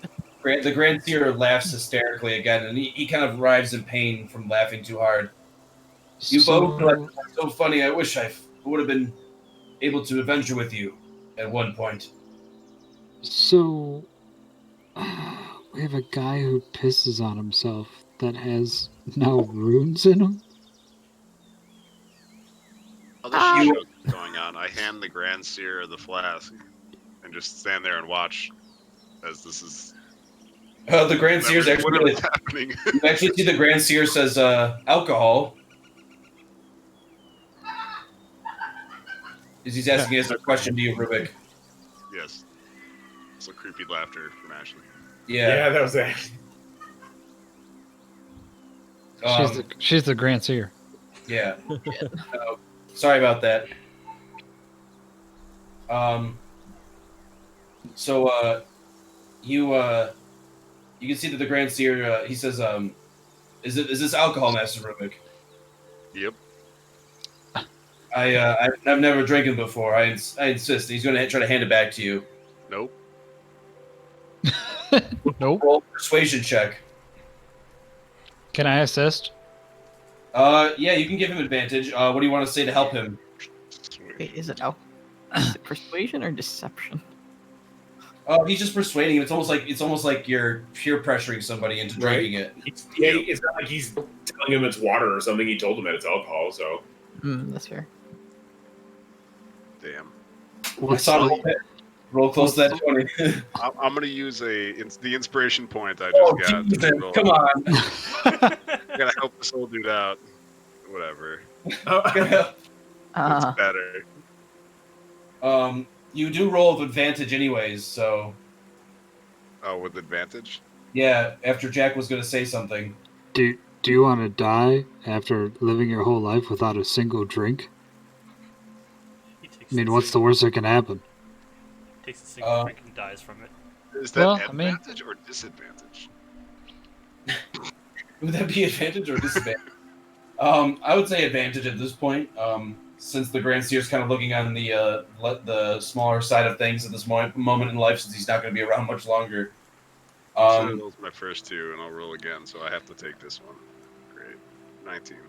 Okay, so you see that the Grand Seer is going to take the flask and actually just take a small swig, and you can see he feels it as he leans backwards and tries to hand it to you, but it almost completely misses. I kind of like reach down like casually and just like stop him from like falling back or like sitting back. Just kind of like take it and take a swig and just continue to watch the Scritch Jack shit show that's happening in front of us. Grim kind of laughs and says, I'm not too positive where we have to go, though, for the next mission. Quite honestly, I knew we had to go to some port. That's where I was to drop you off. Well, we know we had to go to the... I just looked at my notes a second ago and I already forgot. The desert? north across the Great Sea. The Grand Seer looks to you with wide eyes. So it is true, you will be going there. You're the group that Vulcan will be sending. It would appear so. We were told a desert. We thought heat and palm trees, that kind of. Not snow and temperatures that make you lose your ears. Once you reach over the Great Sea, you will reach your destination, my friend. And he's just going to lay back against the stone wall and just rest his eyes for a moment. Grab your friends and meet me here in the courtyard quickly. I do not have much time. Excuse me, sir, messed up face, sir. Scritch wants to know what Scritch's shiny hands do. You now have an inscription of one of the Nether scrolls. Scritch doesn't know what that means. It's an ancient teaching of magic. Even I and the other Grand Seers were still learning its ways. From what I can tell, it is imbued with an arcane magic of defense.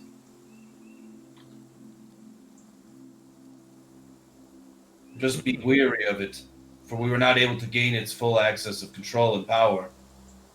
As he coughs again, and he kind of closes his eyes as he's just enjoying the sunlight.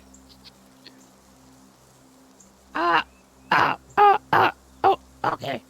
Scritch is still confused, but Scritch will figure it out. Rubik gets up and says, "Don't kick the bucket yet, old man. I'll go get my friends." Grim looks to you, Rubik. I'll watch Jack and Scritch. We'll make sure nothing bothers him. Scritch needs food. Grim reaches into his bag and he's going to hand you a large slab of salted pork. Here you go, my friend. Eat up. Scritch is gonna yank it right out of his hand and just start shoving Easy it. now. You almost took my finger off. And he's going to look at his gloves, make sure all his fingers are there. He's going to count really quick, just kind of like over dramatically. Jack, don't you feed him? He's always hungry. Excuse me, sir. Where is the Pegasus going to return to if you pass before it returns? The Pegasus will follow wherever you go. It will know. It is not my Pegasus, technically. It is a free-spirited Pegasus that was sent to me by the deity of Shantia. She had blessed me with this Pegasus and helped me. Do I know anything about Shantia? I've helped her.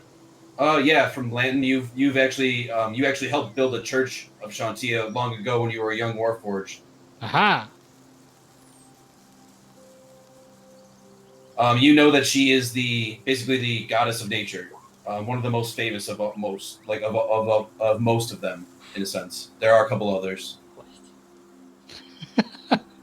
Pegasus is Toucan Sam confirmed. I don't get that. I also do not get it, but it's fine. So the Grand Seer is going to look to you. He says, "This Pegasus does not belong to me, though. Cloud Jumper belongs to no one but the deities."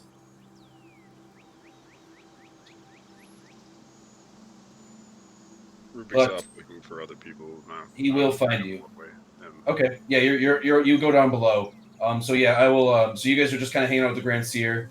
You guys down below. Ivan, you are down in the apothecary room, and you see that you are being, you're already being tended to. And not tended to. I'm sorry. You get down there and you see that they don't really need any help. For most of the people that are down there are dead, and any of the wounded have already been taken care of.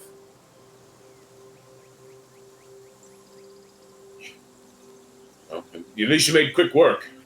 You see a woman kind of stand up as she seems very short. She walks over to you and she says, "Well, thank you there. I appreciate that, but we do our best here and take care of one another.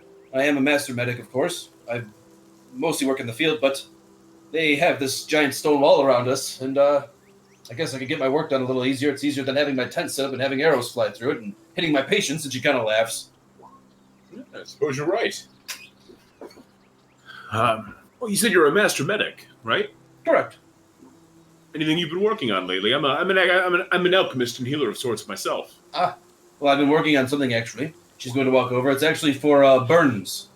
It's an aloe, if you could per se, but I've actually mixed it up with a small volcanic debris, ash, and the after debris of the rock that is left over. I break it down into a fine powder and mix it with the aloe, as well as a rare fish I get from the lake nearby.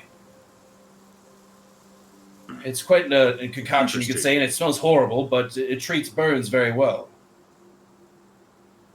Do you have a sample I can inspect? She's going to walk over to, walk over to her desk.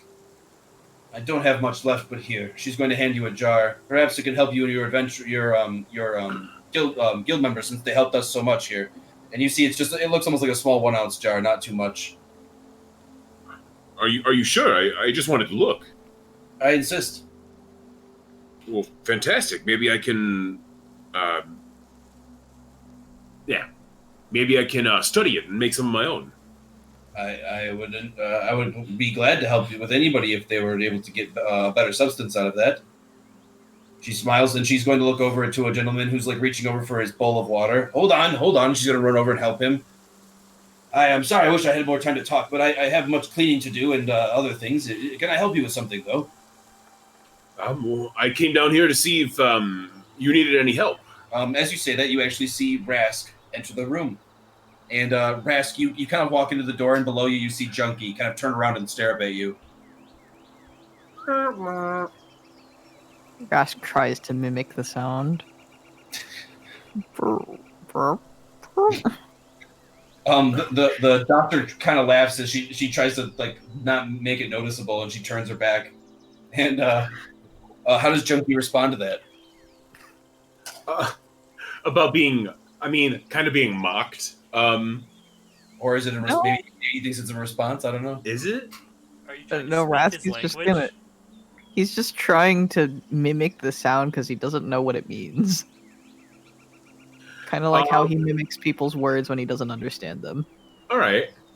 Well, Junkie will kind of go like, kind of like, do like a higher pitched, Okay. kind of like, almost excited a little bit. Almost like how R2D2 gets excited. Yeah. Okay. And so you see Junkie gets excited, and Rask, you're standing in the apothecary's chamber, and you can see a lot of there's only about 6 or 7 beds that are filled up. There's a couple more that are empty, but a lot of the wounded seem to be tended to already, and the one doctor is just cleaning rags and some of the tools, re-sterilizing tools, while the other one you can see is she's just kind of tending to the patients, cleaning them up and giving them water. Over in the other room, though, you look to your left, and you can see that there's actually quite a large pile of dead who are being cleaned, and some of them are being, some of their organs are being kind of being put back in, or they're being sewn up to be burned, and kind of just properly taking care of the bodies before they're just discreted. And they're also removing their clothing or any items they had to obviously help out, because they don't have a lot of money and they need everything they can get, even from their dead soldiers. Yep. So, Almost. yes, yeah, they're almost like somewhat embalming them to the point of whatever means they can. So you're standing there in front of Ivan, and you guys are kind of it's kind of quiet for a moment as you just hear moans and groans of some of the wounded, and it's just very eerie as you hear people in the hallway behind you also traveling back and forth, quickly moving with supplies.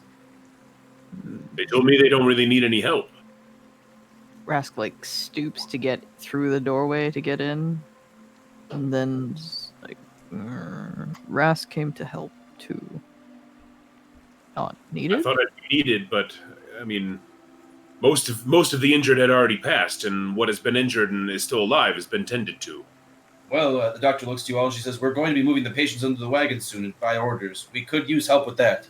If one of you don't mind taking each patient." She kind of looks nervous as she doesn't know what you guys are going to say. Rask just nods. Rask can do that. I can take a small one. Thank you, she smiles. That would be very much appreciated. She looks very eager. Those two over there, quickly, as you see a couple more guards come in. Dr. Javen, where should we move the rest of the wounded? Onto the same wagon, you fools. Hurry, we don't have much time. The Grand Seer said we were on a deadline. 2 days. And you guys see that the soldiers are moving with great haste. Each one of you roll me a strength check to pick up one of the wounded soldiers and bring them back out to the... I go for a small... You find the small... one. Well, she pointed specifically at the two. So out of the two of them, you want the smallest one? Whoever is the He small wants one. the smallest one. I'll take whichever one is something that Rask looks like he can handle. We are bodybuilding twins. No, I'm just kidding. I got a... 4. So... And I got an 18. All right, Do you I see just Ivan, make him you see struggle Ivan's when having, I pick up Ivan too? yeah, you see Ivan's having some trouble. He's actually he's trying to pick up one end, and luckily the guy's passed out, but Ivan cannot get him fully off the bed. Rask, as you pick up yours with kind of no problem at all, you look over to Ivan, seeing that he's almost about to drag him out of the bed. And the doctor says, "Hold on. If you can't lift him, don't worry. It's okay. Just because I can do it. roll me another strength check. I can still do it. Rask is just gonna reach over and see if he can grab him. I got the same roll. You see Ivan actually falls into the bed, and the wounded soldier falls on top of him now. And This is life now. Ivan's in a worse spot now. He's basically the pillow for this wounded soldier. I'll go to sleep. He just give up. No. The doctor's gonna help you. Here, let me help you. She's gonna try to give you advantage this time. Maybe if you just get a head start and I help you lift the body. Oh yeah, give me momentum. Give me momentum. She feels very uneasy giving you this wounded soldier, but I haven't been lifting with my legs. Let me try lifting with my legs. Oh my god! Your leg snaps. God. Can Rask reach over and try to help him? no. At this point, Does he get a little bulge around his belly your button? hands are kind of full at this point, and you see that Ivan just kind of does it all on his own. As you can see, he just won't give up, and he won't take no for an answer. You see, as he's trying to drag the soldier out of bed, he falls out of bed, and so does the soldier, but he lands on top of the soldier. You hear and he wakes up and you see the doctor covers his mouth as he's in extreme pain. He has 6 broken ribs. You just landed on his chest. And you hear the guy freaking out as he's squirming like a worm, and he's just... So I'm on top of him? Yes. So I will ever so carefully get off of him. All right. You slowly get off of him, and you hear him start crying. I feel so bad. I will... I'll cast Cure Wounds as I get up. And then I'll have Junkie Pulsa help. You see the doctor walks over to you, and she says, I think I'll take that ointment back, good sir. And I don't think we need your help here. I want to run away with the ointment. Oh, you can if you want to. I'll give it back. Fine.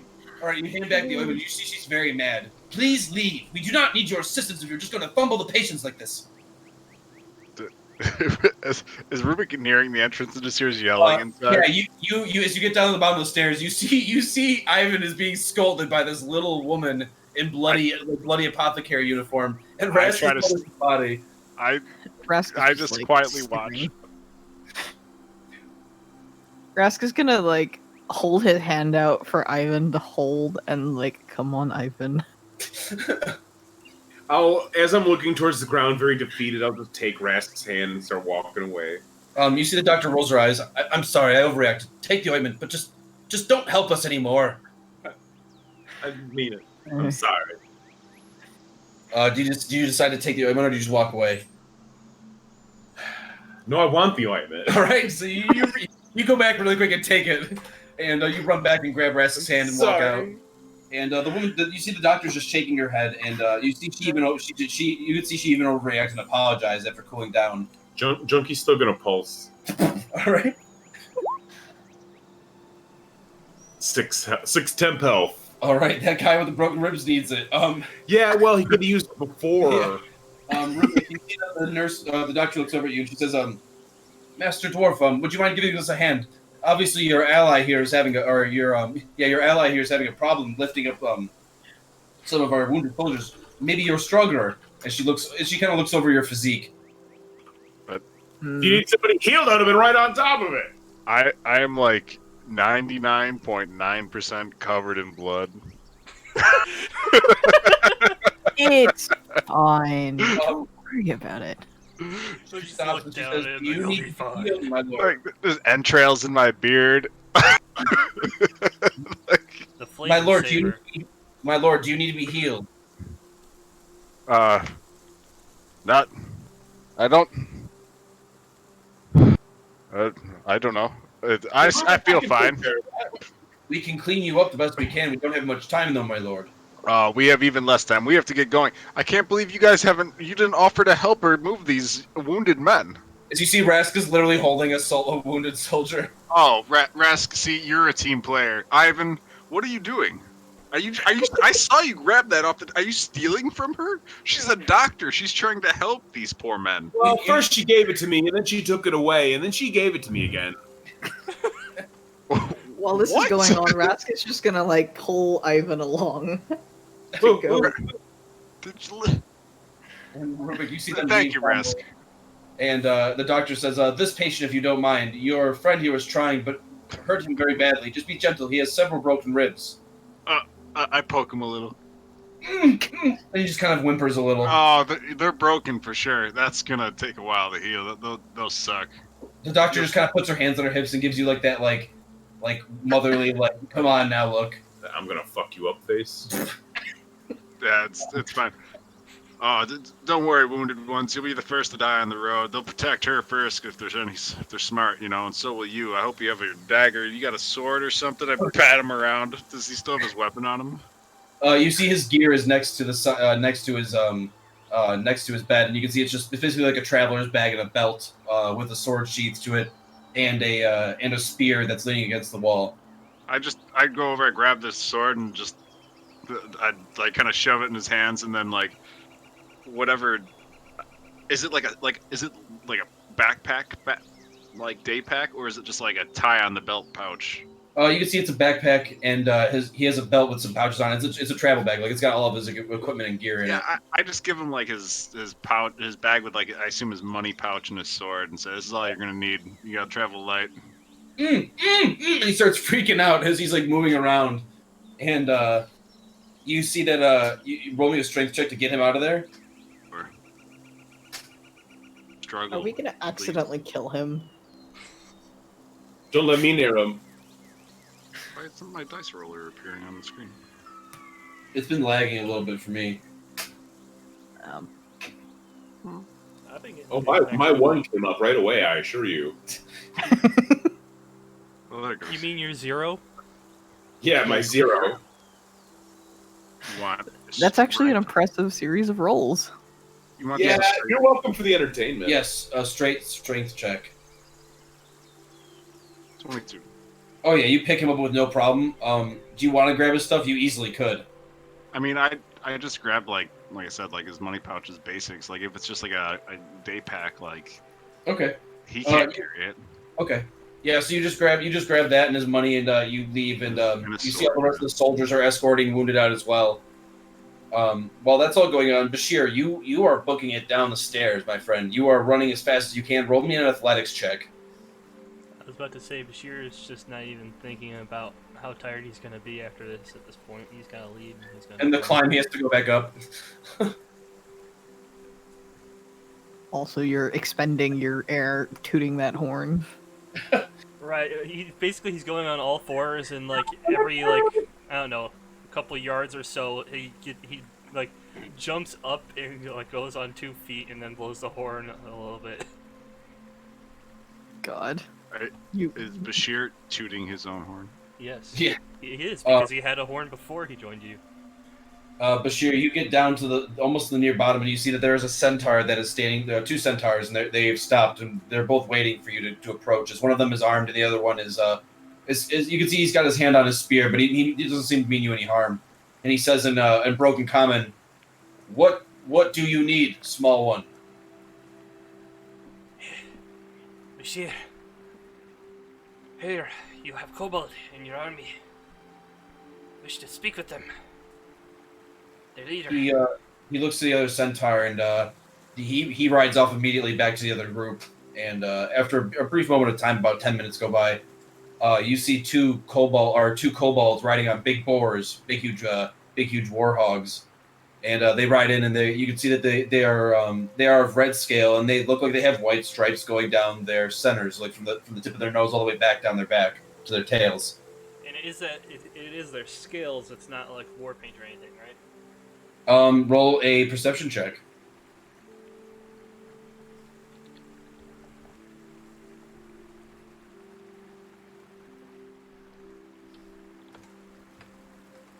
Oof. 9. From closer look, you can see it's very odd, but you can't tell if it's paint or not.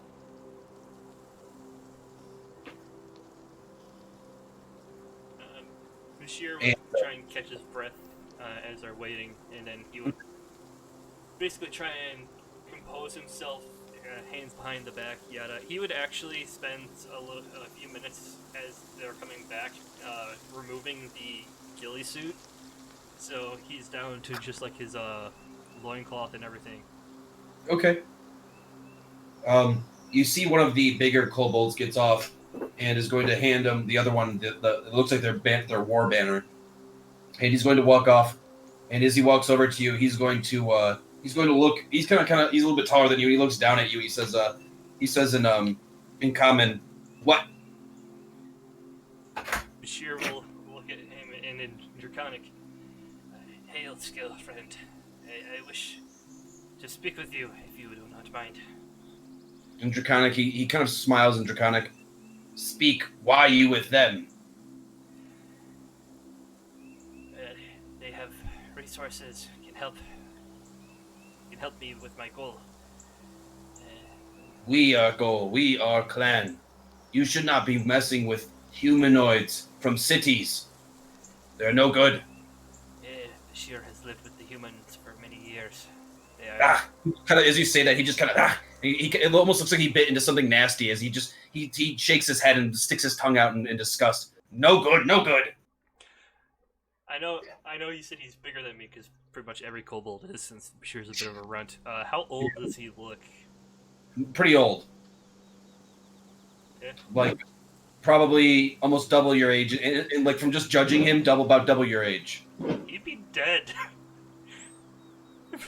Kobolds don't live that long. Well, certain ones can. Okay. Bashir's in his late 70s. I think they only lived to like 120. That's just a discrepancy. I mean, it's not every race has to follow that. There's different races of those races. I don't know. It just seemed like it's not like everyone's an American, correct? No, I know. It just seemed there we go. Like a big jump past the average. No, well, he's their clan elder, so. Okay. Bashir's just going to look this guy in the eye. Whatever your feelings towards the smooth skins are, I wish for your help. I have not much to give, but I'll ask for his information. He coughs and just he shakes his head. He seems very uneasy and very unwary about this. You see, he doesn't like very much. He doesn't very much like talking to you and doesn't agree with what you have to say. Roll me a persuasion check. God, why is? Why?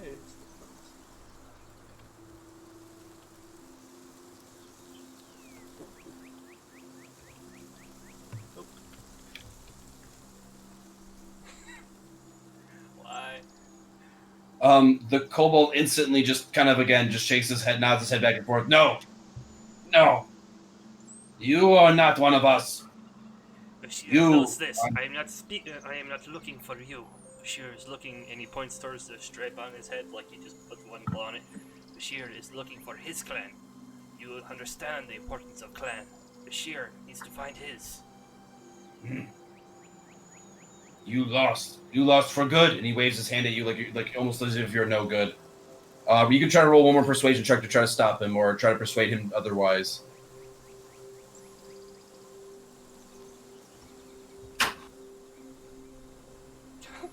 Oh. As you try to speak again, he kind of spits at the ground. You no good. You traitor. You lost. Bashir And he's was going never to, found. Bashir was never lost. He's going to grab the war banner and he's going to look to the rest of the centaurs. We no further wish to speak to traitor. And he's going to kind of kick the warthog and they're going to ride off. Bashir is going to like, if he's like, you say he's like grabbing his war banner that he stuck in the ground. Yeah. Bashir would grab the war banner before he has a chance to pull it up again and just like stare daggers at him. All right. Roll me a sleight of hand.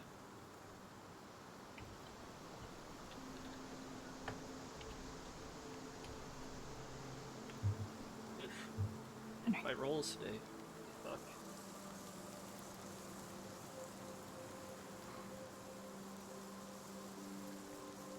Yeah, I'm not trying to be coy about it.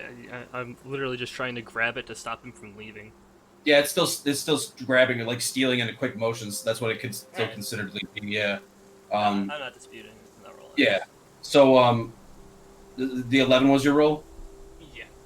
Okay, so you reach for it. As he's reaching for it, you notice it. And you're going to try to grab it before he does. So you kind of quickly reach over as he's in mid motion of grabbing it, and you do grab it from him. And he kind of hesitantly stops and turns around immediately, and he hisses at you. How dare you take the banner! Bashir is not finished speaking with you. We are finished here. You are outsider. You are traitor. And he's just going to Bashir hiss is at you. outsider to all. Bashir cares not for those back there. He cares only for his goal. He's about to traitor. pull like a bone weapon that he's made, and you see the centaur immediately steps forward. Enough! No violence. No killing. Chieftain rule. And the kobold spits again. I will tell you nothing, kobold. You are lost. And he's going to point to his head, and he's going to wipe off some paint. We are not what you think. We are not striped like you. We are pure. We wear the war paint of the moon serpent. Bashir cares not for gods. Bashir cares only for his clan. If you cannot help him, then you can go to the hells with the rest of them. And he's gonna toss the banner on the ground unceremoniously and start just like walking in a huff back to the castle. All right. So you just toss it on the ground, and the kobold runs over and picks it up and tries to dust it off. And you see that he's saying he's just basically almost like mocking you and draconic to his friend there, and he's obviously a little pissed off that you threw the banner there. But you see the centaurs are just kind of just shaking their head, and you just start walking back up the stairs. Unfortunately, finding out that these guys are not who they think they are, who you thought they were. They're actually it's just war paint, and they're not very friendly. Bashir is actually used to that. So Bashir's like, I'm just going to go over to the guys who are nice to me. Yeah, pretty much. I mean, there were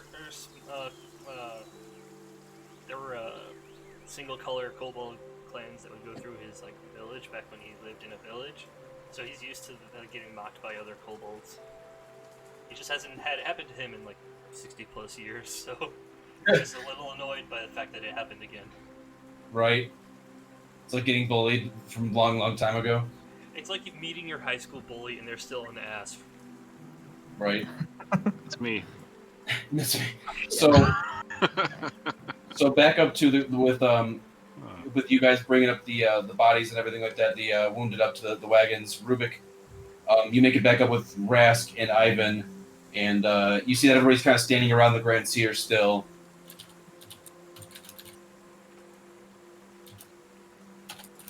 Where are we moving these two?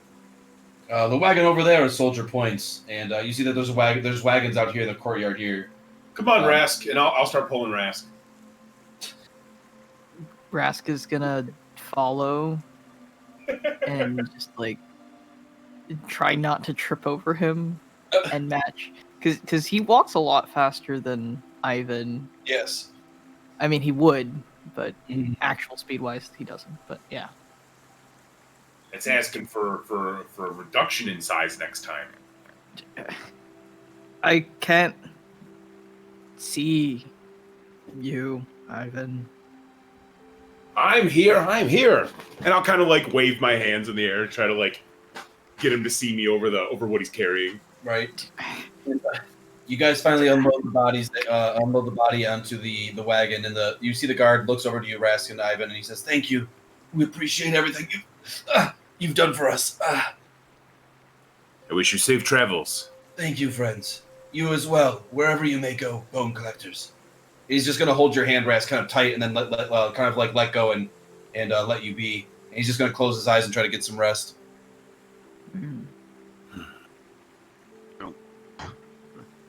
Rubik comes up and dumps this guy onto the wagon too. Okay, right behind them, and what do you do? He just yeah, you too. He looks around. The other wounded, do they not have their weapons on them either? Their stuff is being brought out to them a little bit later after they're dropped off. You can see there's guards going back in for their supplies really quick. Does there appear to be somebody in charge, like at the wagon, that's like organizing, or trying to? Yeah, you see a soldier in much larger and heavier armor, and you actually see him talking to one of the soldiers, two of the soldiers. Make sure those reins are tight on the horses. If we have to start braking and riding hard, we make sure that we're staying connected. We don't want anything coming loose. Rask is gonna squat by the guy with the broken ribs and just like poke him. And he's kind of like waving his sword at you, but you can see he can't reach you. Rask knows the pain. The guard looks down, and as you approach, he stands at attention. My lord. Good morning to you. Is he talking to me? Yeah, he sees you coming and stands at attention. All right. You're injured. They should all have their sword belts on. We made treaties with one tribe. Several towns have been burned. Battalions of men lost. You'll be fighting your whole way back to the city. Everyone should have a weapon, and you should protect your medic first. If she dies, you can expect, I estimate 75% loss, maybe 80% if once she dies. Of course, my lord. General Graham makes sure that Captain Shannon stays by by Dr. Kraz the whole time. She is our backbone, of course. He smiles. As for the wounded, I will make sure that they are armed personally. As he bows to you. And don't forget their gold pouches. They should all have their gold pouches on them as well. It always makes a man, more full of heart and. Of course. And their pay. I'm sure you have coffers here. A little extra pay goes a long way for boost morale. He's going to nod. I will bring that up to General Graham right now. Actually, you two finish tying those knots. Captain Windpants are full of wind. Captain Windsor has actually been demoted.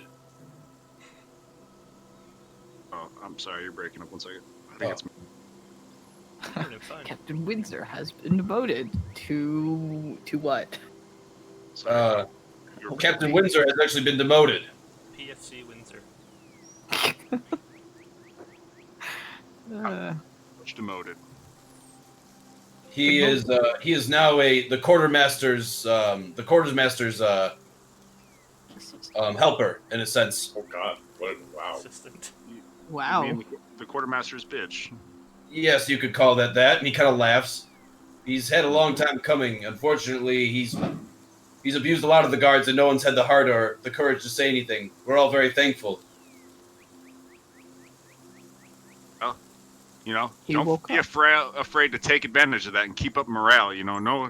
Nothing unites the men like a common enemy, and if you know what I mean. I wink at him. You see some of the guards are all kind of nodding, and they all are overhearing this, and one of the guards kind of looks over to the other guard. Does that mean we should kill Captain Windsor? The larger, heavier armored guard looks over. No, you idiots! Finish tying those horses off and get to the other ones. We appreciate those words of encouragement, Master Rubik.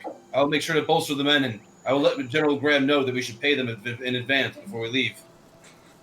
I turned to the guard that said that. I look over there and say, "You there?" Yes, my lord. And he stands at attention. And as he does, he actually drops the tool that he was using to help tie off the horses, and it falls on the other soldier's toe. Oh, you idiot! And he just kind of steps back, and he trips over the reins of the other horse and falls backwards. Oh, sorry. I'm so sorry. And he stands at attention again. That definitely happens. I completely understand. Rubik just puts his does the thinker hand on his chin and scratches his beard a little and be like, "Yes, you'll do. When you arrive at the next town, seek out the bone collectors. They could use a man of your skills." When you say that, he just kind of thinks about it for a moment and then smiles. I think that's a compliment. Well, thank you, my lord. I will take that as a great compliment. Did you all hear that? He said, "Oh, I belong in the bone collectors," and all the guards just kind of laughing at him. You're just blowing it out your ass, as all the soldiers are just kind of laughing at him. What's our next move then, Rubik? After we're done here. Our next suicide mission. Let's see. I believe. Come on. Do we have to do one all the time? Listen, it's the only kind that we know. I mean, Raska's gonna we are the elite. walk and leave and go back to help grab more people. Okay. I'm not allowed, so I'm just gonna stand here.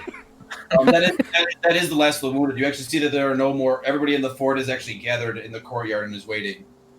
Oh, is the medic, the doctor, still down there, or is she in the center as well? No, she's been dragged out by General Graham and Captain Shannon because she would have been down there for hours, gathering every little ounce of supplies. Unfortunately, they have to leave some stuff behind because they just don't have the time.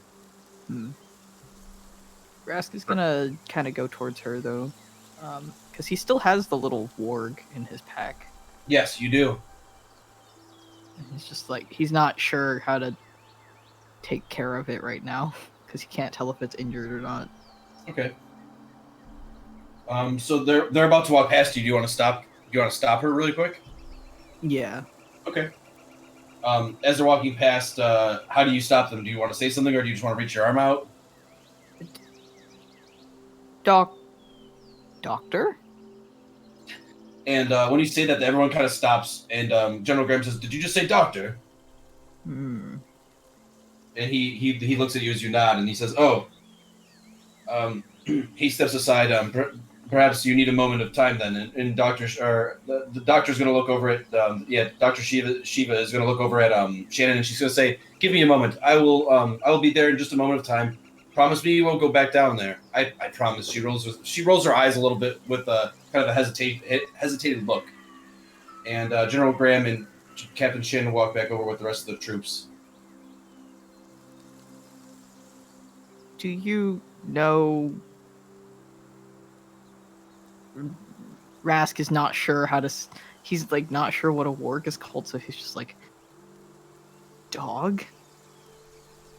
A canine, yes. I am familiar with the species. Rask is gonna like pull the little warg out of his pack. Can't tell if hurt. Oh my! And you can you actually can see that you could tell that there's some dried blood. And she says, "Yes, it looks like its leg is fractured. It almost if somebody picked it up and yanked it around like a small doll. Poor thing. It could have extreme damage to its hind leg. It might not be able to walk normal again. How fix? It will Nope. need much time to heal. Yes, I would need to put a splint on it right away. And No are you going to time. be taking care of it? I'm gonna hold the warg out for her. You want me to take care of it? Roll persuasion. Yeah, okay.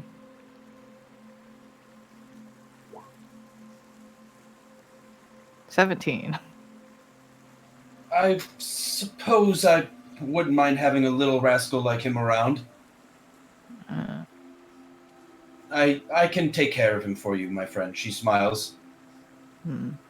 Please help. She nods. I will make sure he is back to his full health. She looks underneath it, like kind of like where the region of where to check what the sex of the warg is. I'm sorry. Make sure she will survive. She smiles again. Thank you for protecting this creature. Most warriors would just look upon it and walk past it. You are much gentler than most. She smiles, and she's going to actually touch your chest with her hand, and like kind of like in a like very warm and like sincere manner. And she's going to smile, and she says, "Thank you very much." And she's going to walk on past you. Ask is gonna blink a couple of times because he doesn't understand the gesture and like cock his head as she walks away. Yeah, it felt very warm. The touch felt very warm, obviously, to you, but that's about it. You're still kind of thinking of the words. Jack and Scritch. The Grand Seer is going to point up to you, Scritch. He says, "My friend, be very careful with your hands as well." Why? There is a component that can set off the magic. Do you mean Scritch can blow himself up? I don't know what it would actually do. Unfortunately, we've never actually put the scroll to the test.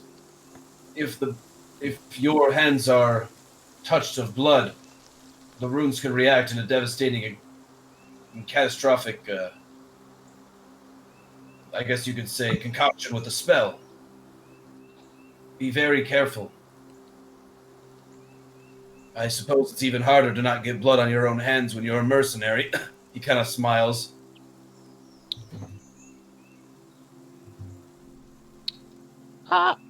So Scritch will try, but Scritch gets blood everywhere. So Scritch will have to wear gloves? It would be a smart idea, especially since there are others who are looking for those scrolls. The information that is on your friend's hand is very valuable, and there are those who would try to get it at any cost. Unfortunately, even the cost of his own life. Scritch is just gonna start looking around in a panic and Scritch is closed right now.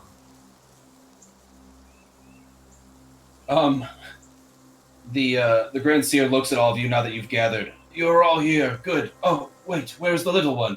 And Bashir, you finally make it up to the top now, past all the guards. And you all just hear Bashir kind of like right behind you right here before he gets into the gateway. And you see him just huffing and puffing, and he's just kind of breathing kind of a little uneasy for a moment. Then you see him breathe in one good breath. And then he just kind of... Bashir would have taken his sweet time. I'm getting back. He's pissed off. You want to walk super slow? He wasn't gonna walk super slow. He just wasn't like rushing to get back. So he was just like walking up the steps like normal. Okay.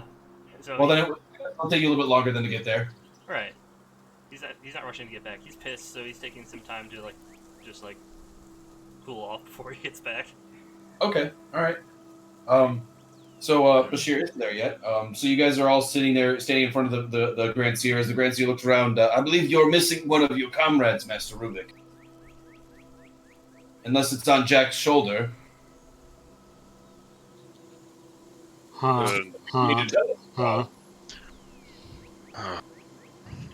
Which No. one of the I'm missing now?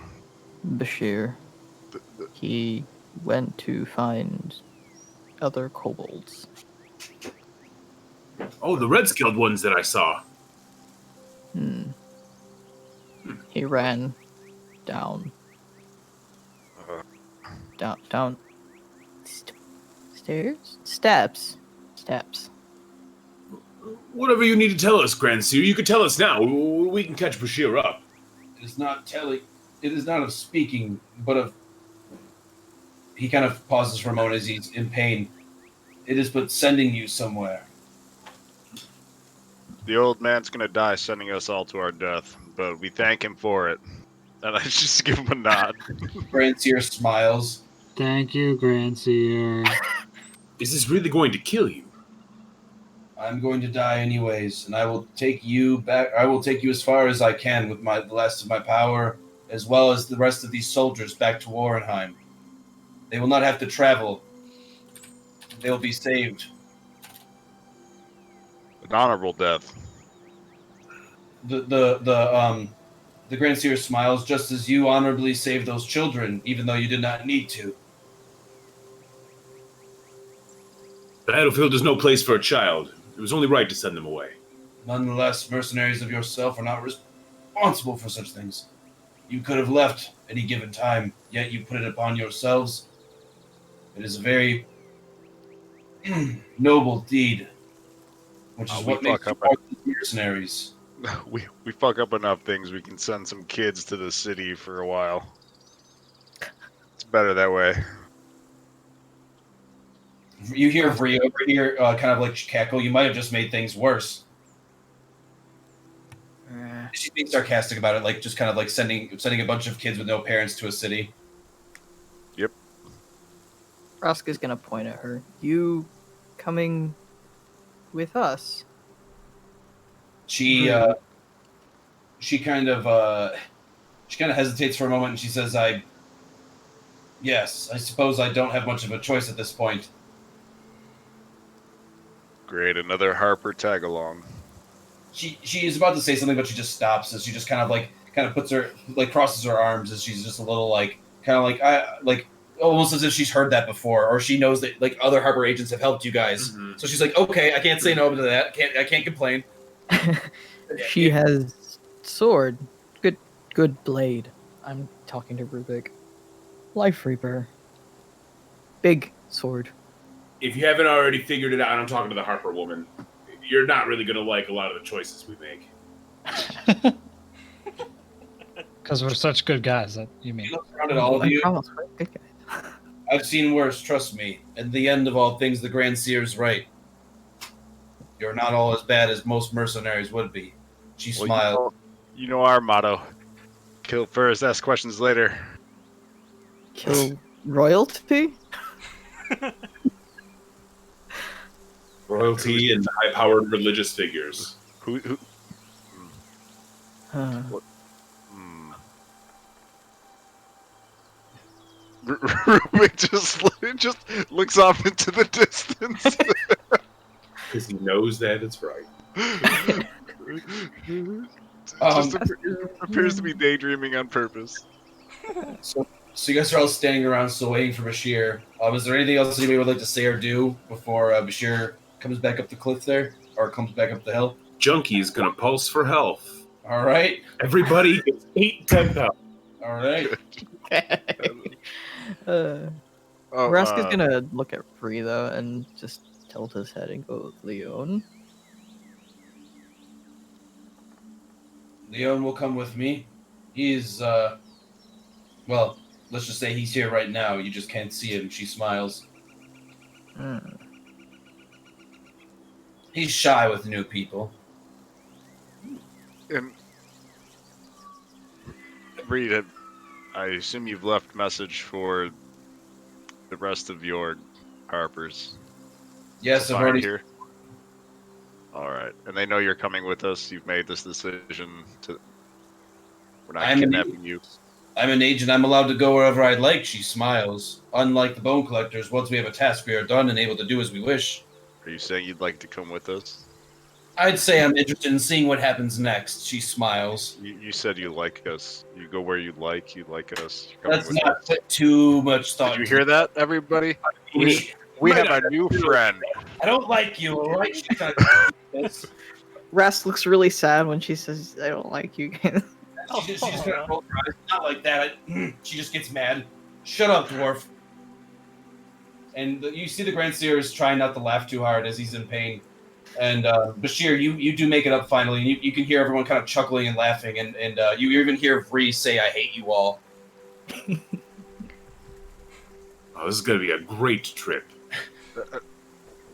Yeah, I can't wait to come back here though. The new the new Bone Collector's headquarters is going to be fantastic once we get rid of all the demons. Bashir is going to walk in, and the last time you guys saw him, he still had the ghillie suit on. He did not put it back on, so he's down to like his loincloth and his pack on his back. And Bashir, is that you? He looks incredibly angry. I don't think anybody in the party has ever seen him even with a frown yet, but he looks like he's wants to kill something. Not good. Kobolds are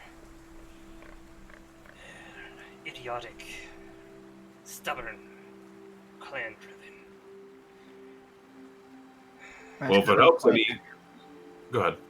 No, go ahead. Well, if it helps any, we'll be far away from them soon. The Grand Seer is going to help us on the next leg of our journey. Does Grand Seer still have his mask up? Yes, and he's actually looking at you with a partially bandaged face and forehead, and with a very bad case of what looks to be some sort of skin disease that's pale blue and boiled over.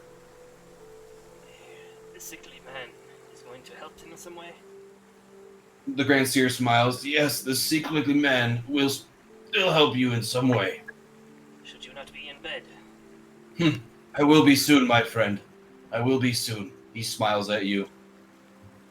You were the last piece we were waiting for. Bashir wishes he had good news, but is still as far away from his goal as ever. Well, you're going to be farther away from warmth soon. You're going to need clothes. You're not a bush anymore. You're small lizard. Is Grim coming with? Grim looks confused, actually, and he's just kind of standing there looking at everybody. If I'm going, my wagon's going with me. Is the old man able to do that? He's pointing over at the Grand Seer. Technically, my mission was to take you to the nearest port, or to the north port, and drop you off at some Yule Lanster, some sort of weird village to the north of here. I don't remember its name, but that was my last task, and I was to go back to Grieven. Well, we haven't gotten there yet. Should you accompany us and, may we ever reach that position? I suppose if Master Rubik orders me to go to Faerun with you all, then I can't stop myself. It is an order. Perhaps you need a wagon driver still. There are roads there, are there not? And he kind of puts his hands on his hips and looks up towards the morning sun, as if he's some sort of superhero. Looks off into the sunrise. Yeah, I didn't think Grim was one to leave his elk behind. He's changed. As long as I have one pair of my beasts with me, I'm fine. It's unlikely that they can come with us. Also, the wagon. What? Well, then I don't know if I could come. How useful would I be? About as useful as you are during the fight, so not really. You see, he turns around and kind of like forms a fist, but stops. We will be on the ocean. Perhaps a pirate. You are. Arr. I like look down at his leg. Rast is very confused. Grim looks down at his fake leg and he says, "You asshole!"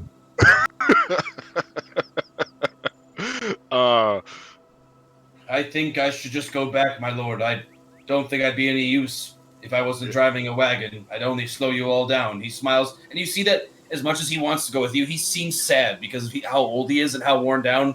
He just can't adventure like he used to. Can't keep up. Yep, he can't do it as much as he'd love to. Too many arrows to the knee. Literally, his fake knee.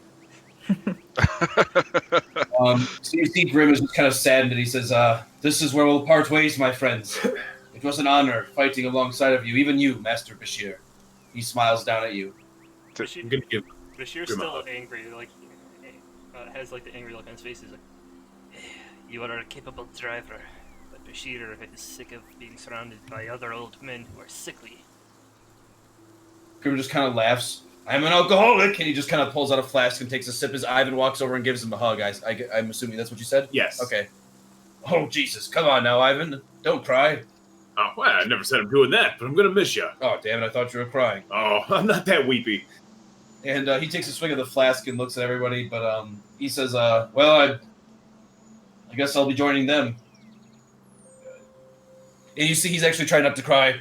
"Oh, see you all on the other side." And he's just going to start walking away as he puts one hand on Rubik's shoulder and then walks away very quickly. I'm gonna turn around and tear.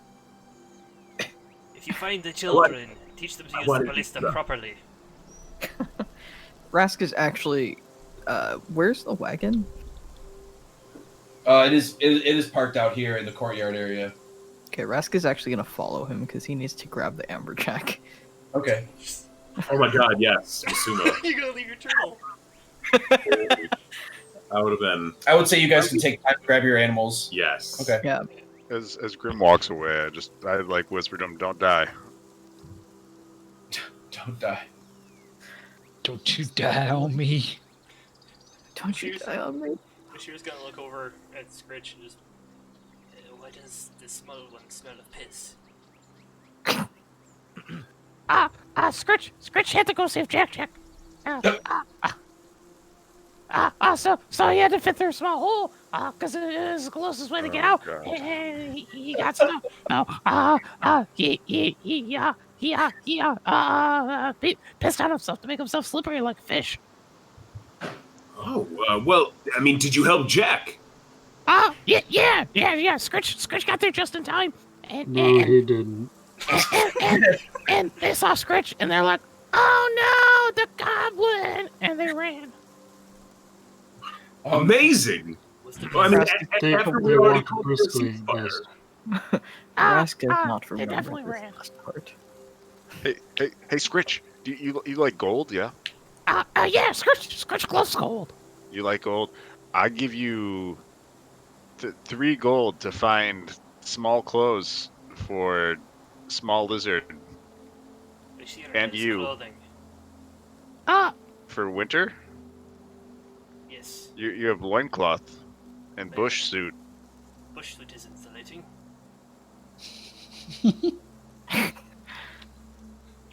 Hey, look at that random bush in this tundra of snow.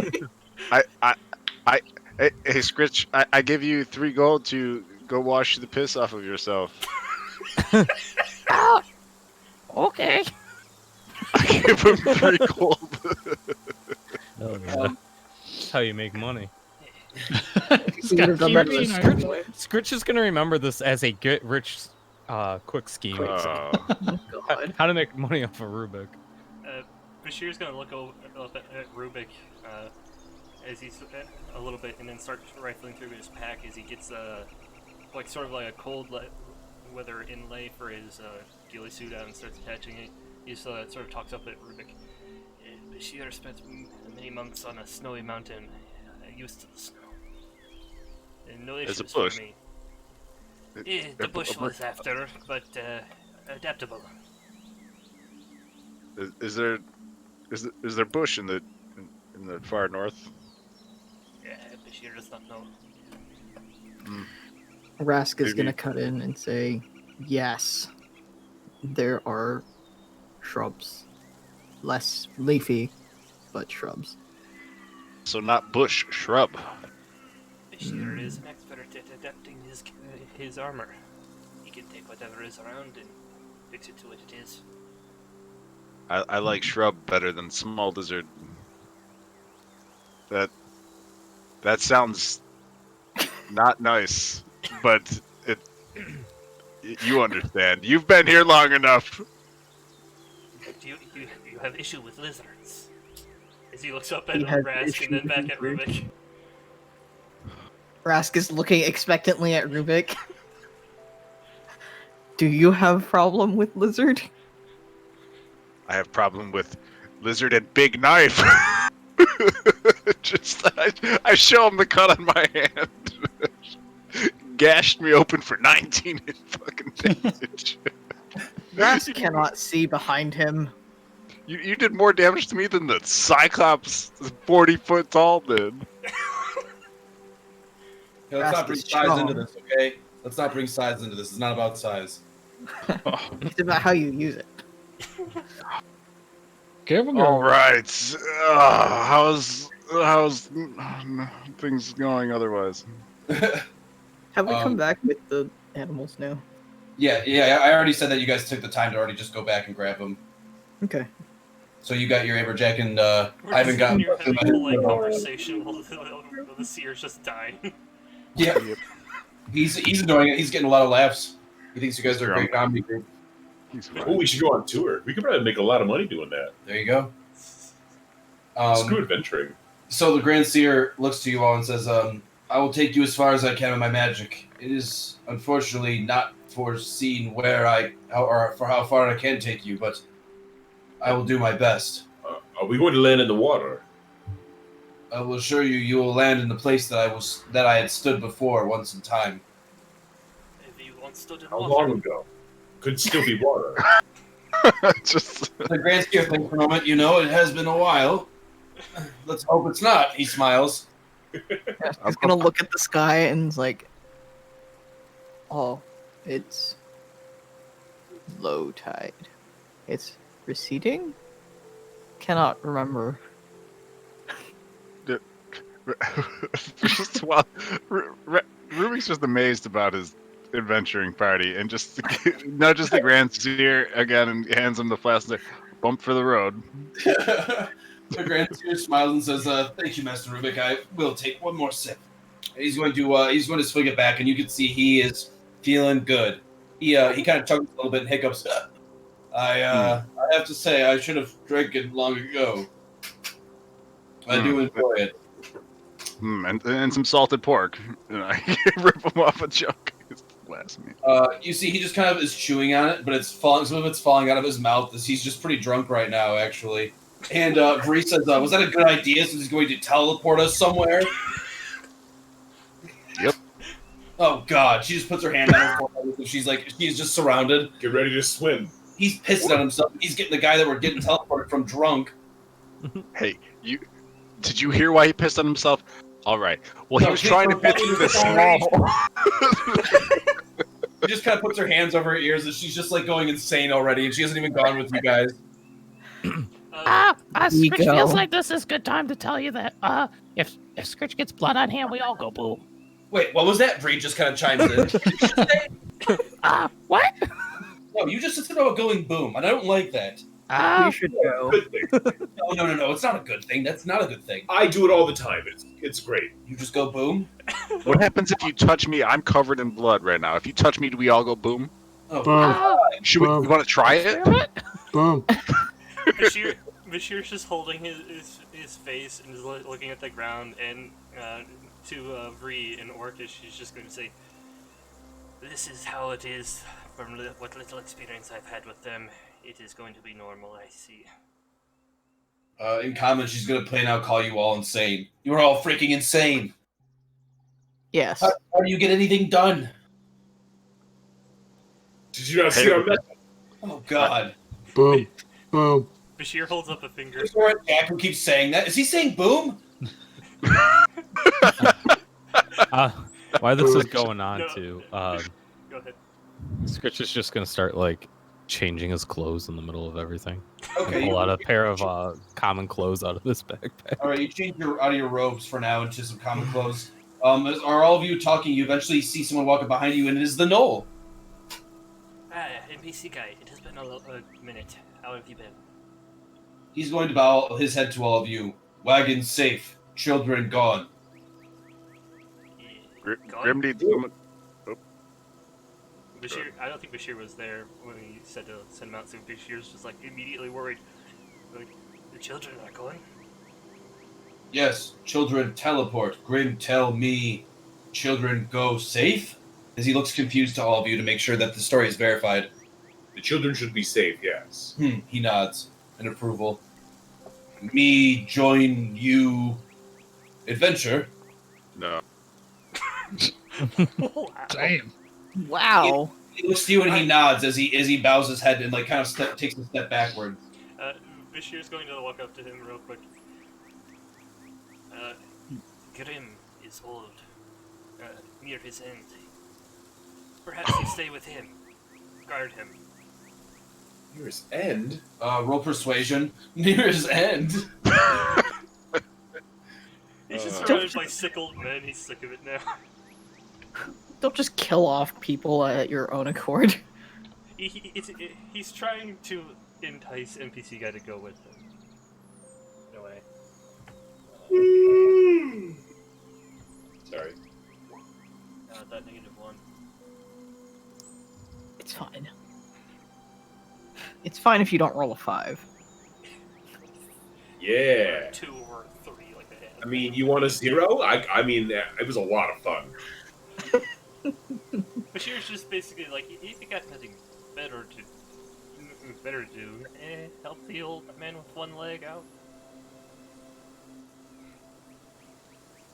It's not that important. What'd you roll in your persuasion? 13. You see that the Knoll is going to agree and nod, and he says, I will help. Thank you again, friend, for saving me. And he's going to pat you on the shoulder as he kneels down and look you. He's going to like get level to level with you and smile. Will not forget, Bashir. Bashir will not forget, NPC guy. I'll never forget your name, NPC guy. Honestly, he was where he came from. He was just never given a name. Knolls don't have parents like you guys do. I don't think anybody's even asked. I think No, they Bashir just did. gave him the name so he had something to call him by. You guys did ask him long ago. He just Did told you we? he just Okay. I don't have a name. Yeah, it's just, His friend called him something, but he doesn't know how to translate that. this is what Bashir calls him. Tough doggy. Tough doggy. No. You, So you should, the should Knoll pick Ross. will go with Grim. Good. Uh, Are we all here? yes. I'll do like a little head count. I believe we are. Scritch is here. Scritch just kind of stands up on top of Jack's shoulders and then sits back down as he's getting done changed now. Pretty sure piss rust metal. Jack, you Same. quickly look to your shoulders where Scritch was sitting. It's acidic. It etches. It'll be fine. It's gonna etch in. You see His Scritch is butt wiping mark. it with his clean sleeve of his new shirt. If they forced you, Sitting in a saddle. hey, Scritch, be careful. Yeah, If they saddle, forced you, yeah. Scritch, if they forced you through that small hole very hard, tomorrow maybe be careful. Don't get piss on your hands because there may be blood, and blood goes boom. And just saying, Jesus you may Christ. have. It happens. Okay. Okay, good. Grand Sierra, how you feeling?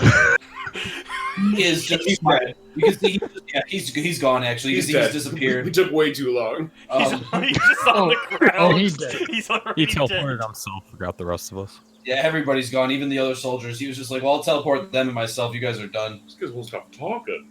So the Grand Seer has actually just got done teleporting all the soldiers of Warrenheim back, and he looks over to all of you, and you can see that he's kind of in pain, and he looks to all of you and he says, "Are you ready to go?"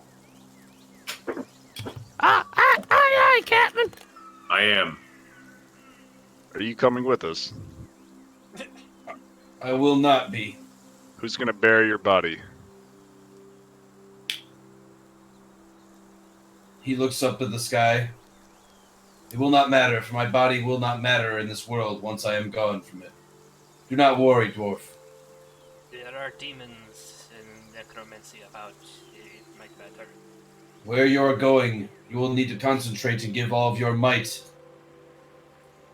to the tasks at hand, for you will be fighting some of the greatest evils that has ever seen these plains. Good luck, my fellow adventurers. May Lord Ao be with you all. And he's going to lift his hand one final time, and he's going to smack the bottom of his staff into the ground, and you are all going to be teleported. Whee! I want all, so this it all actually just where you end up actually depends on your group roll. Oh god. Okay. Are we adding anything? You Amazing. guys. So you guys, the only thing. So there are two things you can add. Now it's your choice. So I'm going to allow you each to either choose one or the other. You can either add your intelligence modifier if it's higher, or your wisdom modifier if it's higher.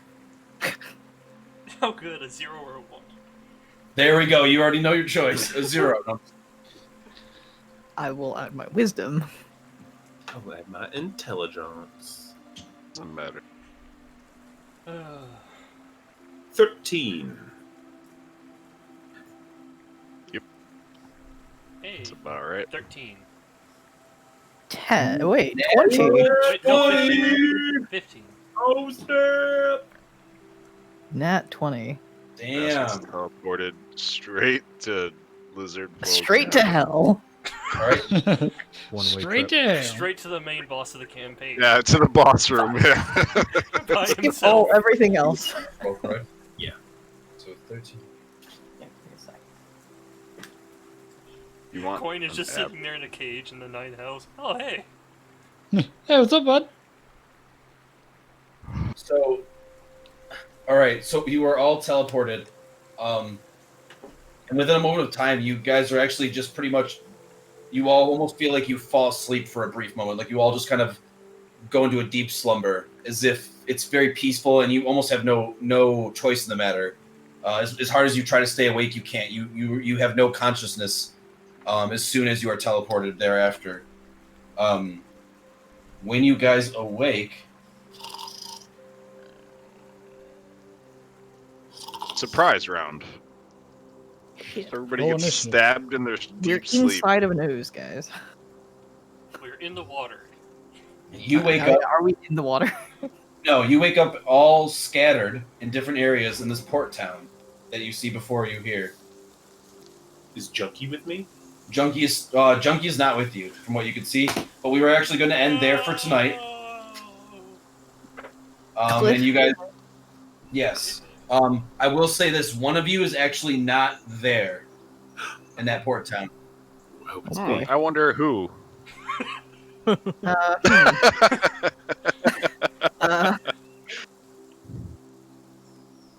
Everyone except one person in Port Town. Yeah, down next session before the next session starts. I'm going to let the person know who's not with the group. Let them know what's going on, and you will be moved to another room for that session until otherwise. So yeah, it'll be I hope it's me. next week. I hope it's me. I hope it's me. Um, I'm the It'll be Oracle. really- I think So- it'd be really interesting if it was one of the streamers that's moved to the other room. yeah, that'd be funny.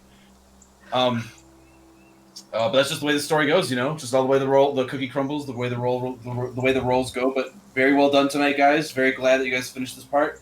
That is basically the end of the 4th chapter of this campaign. So well done, everybody! A little golf clap for yourselves. I can't.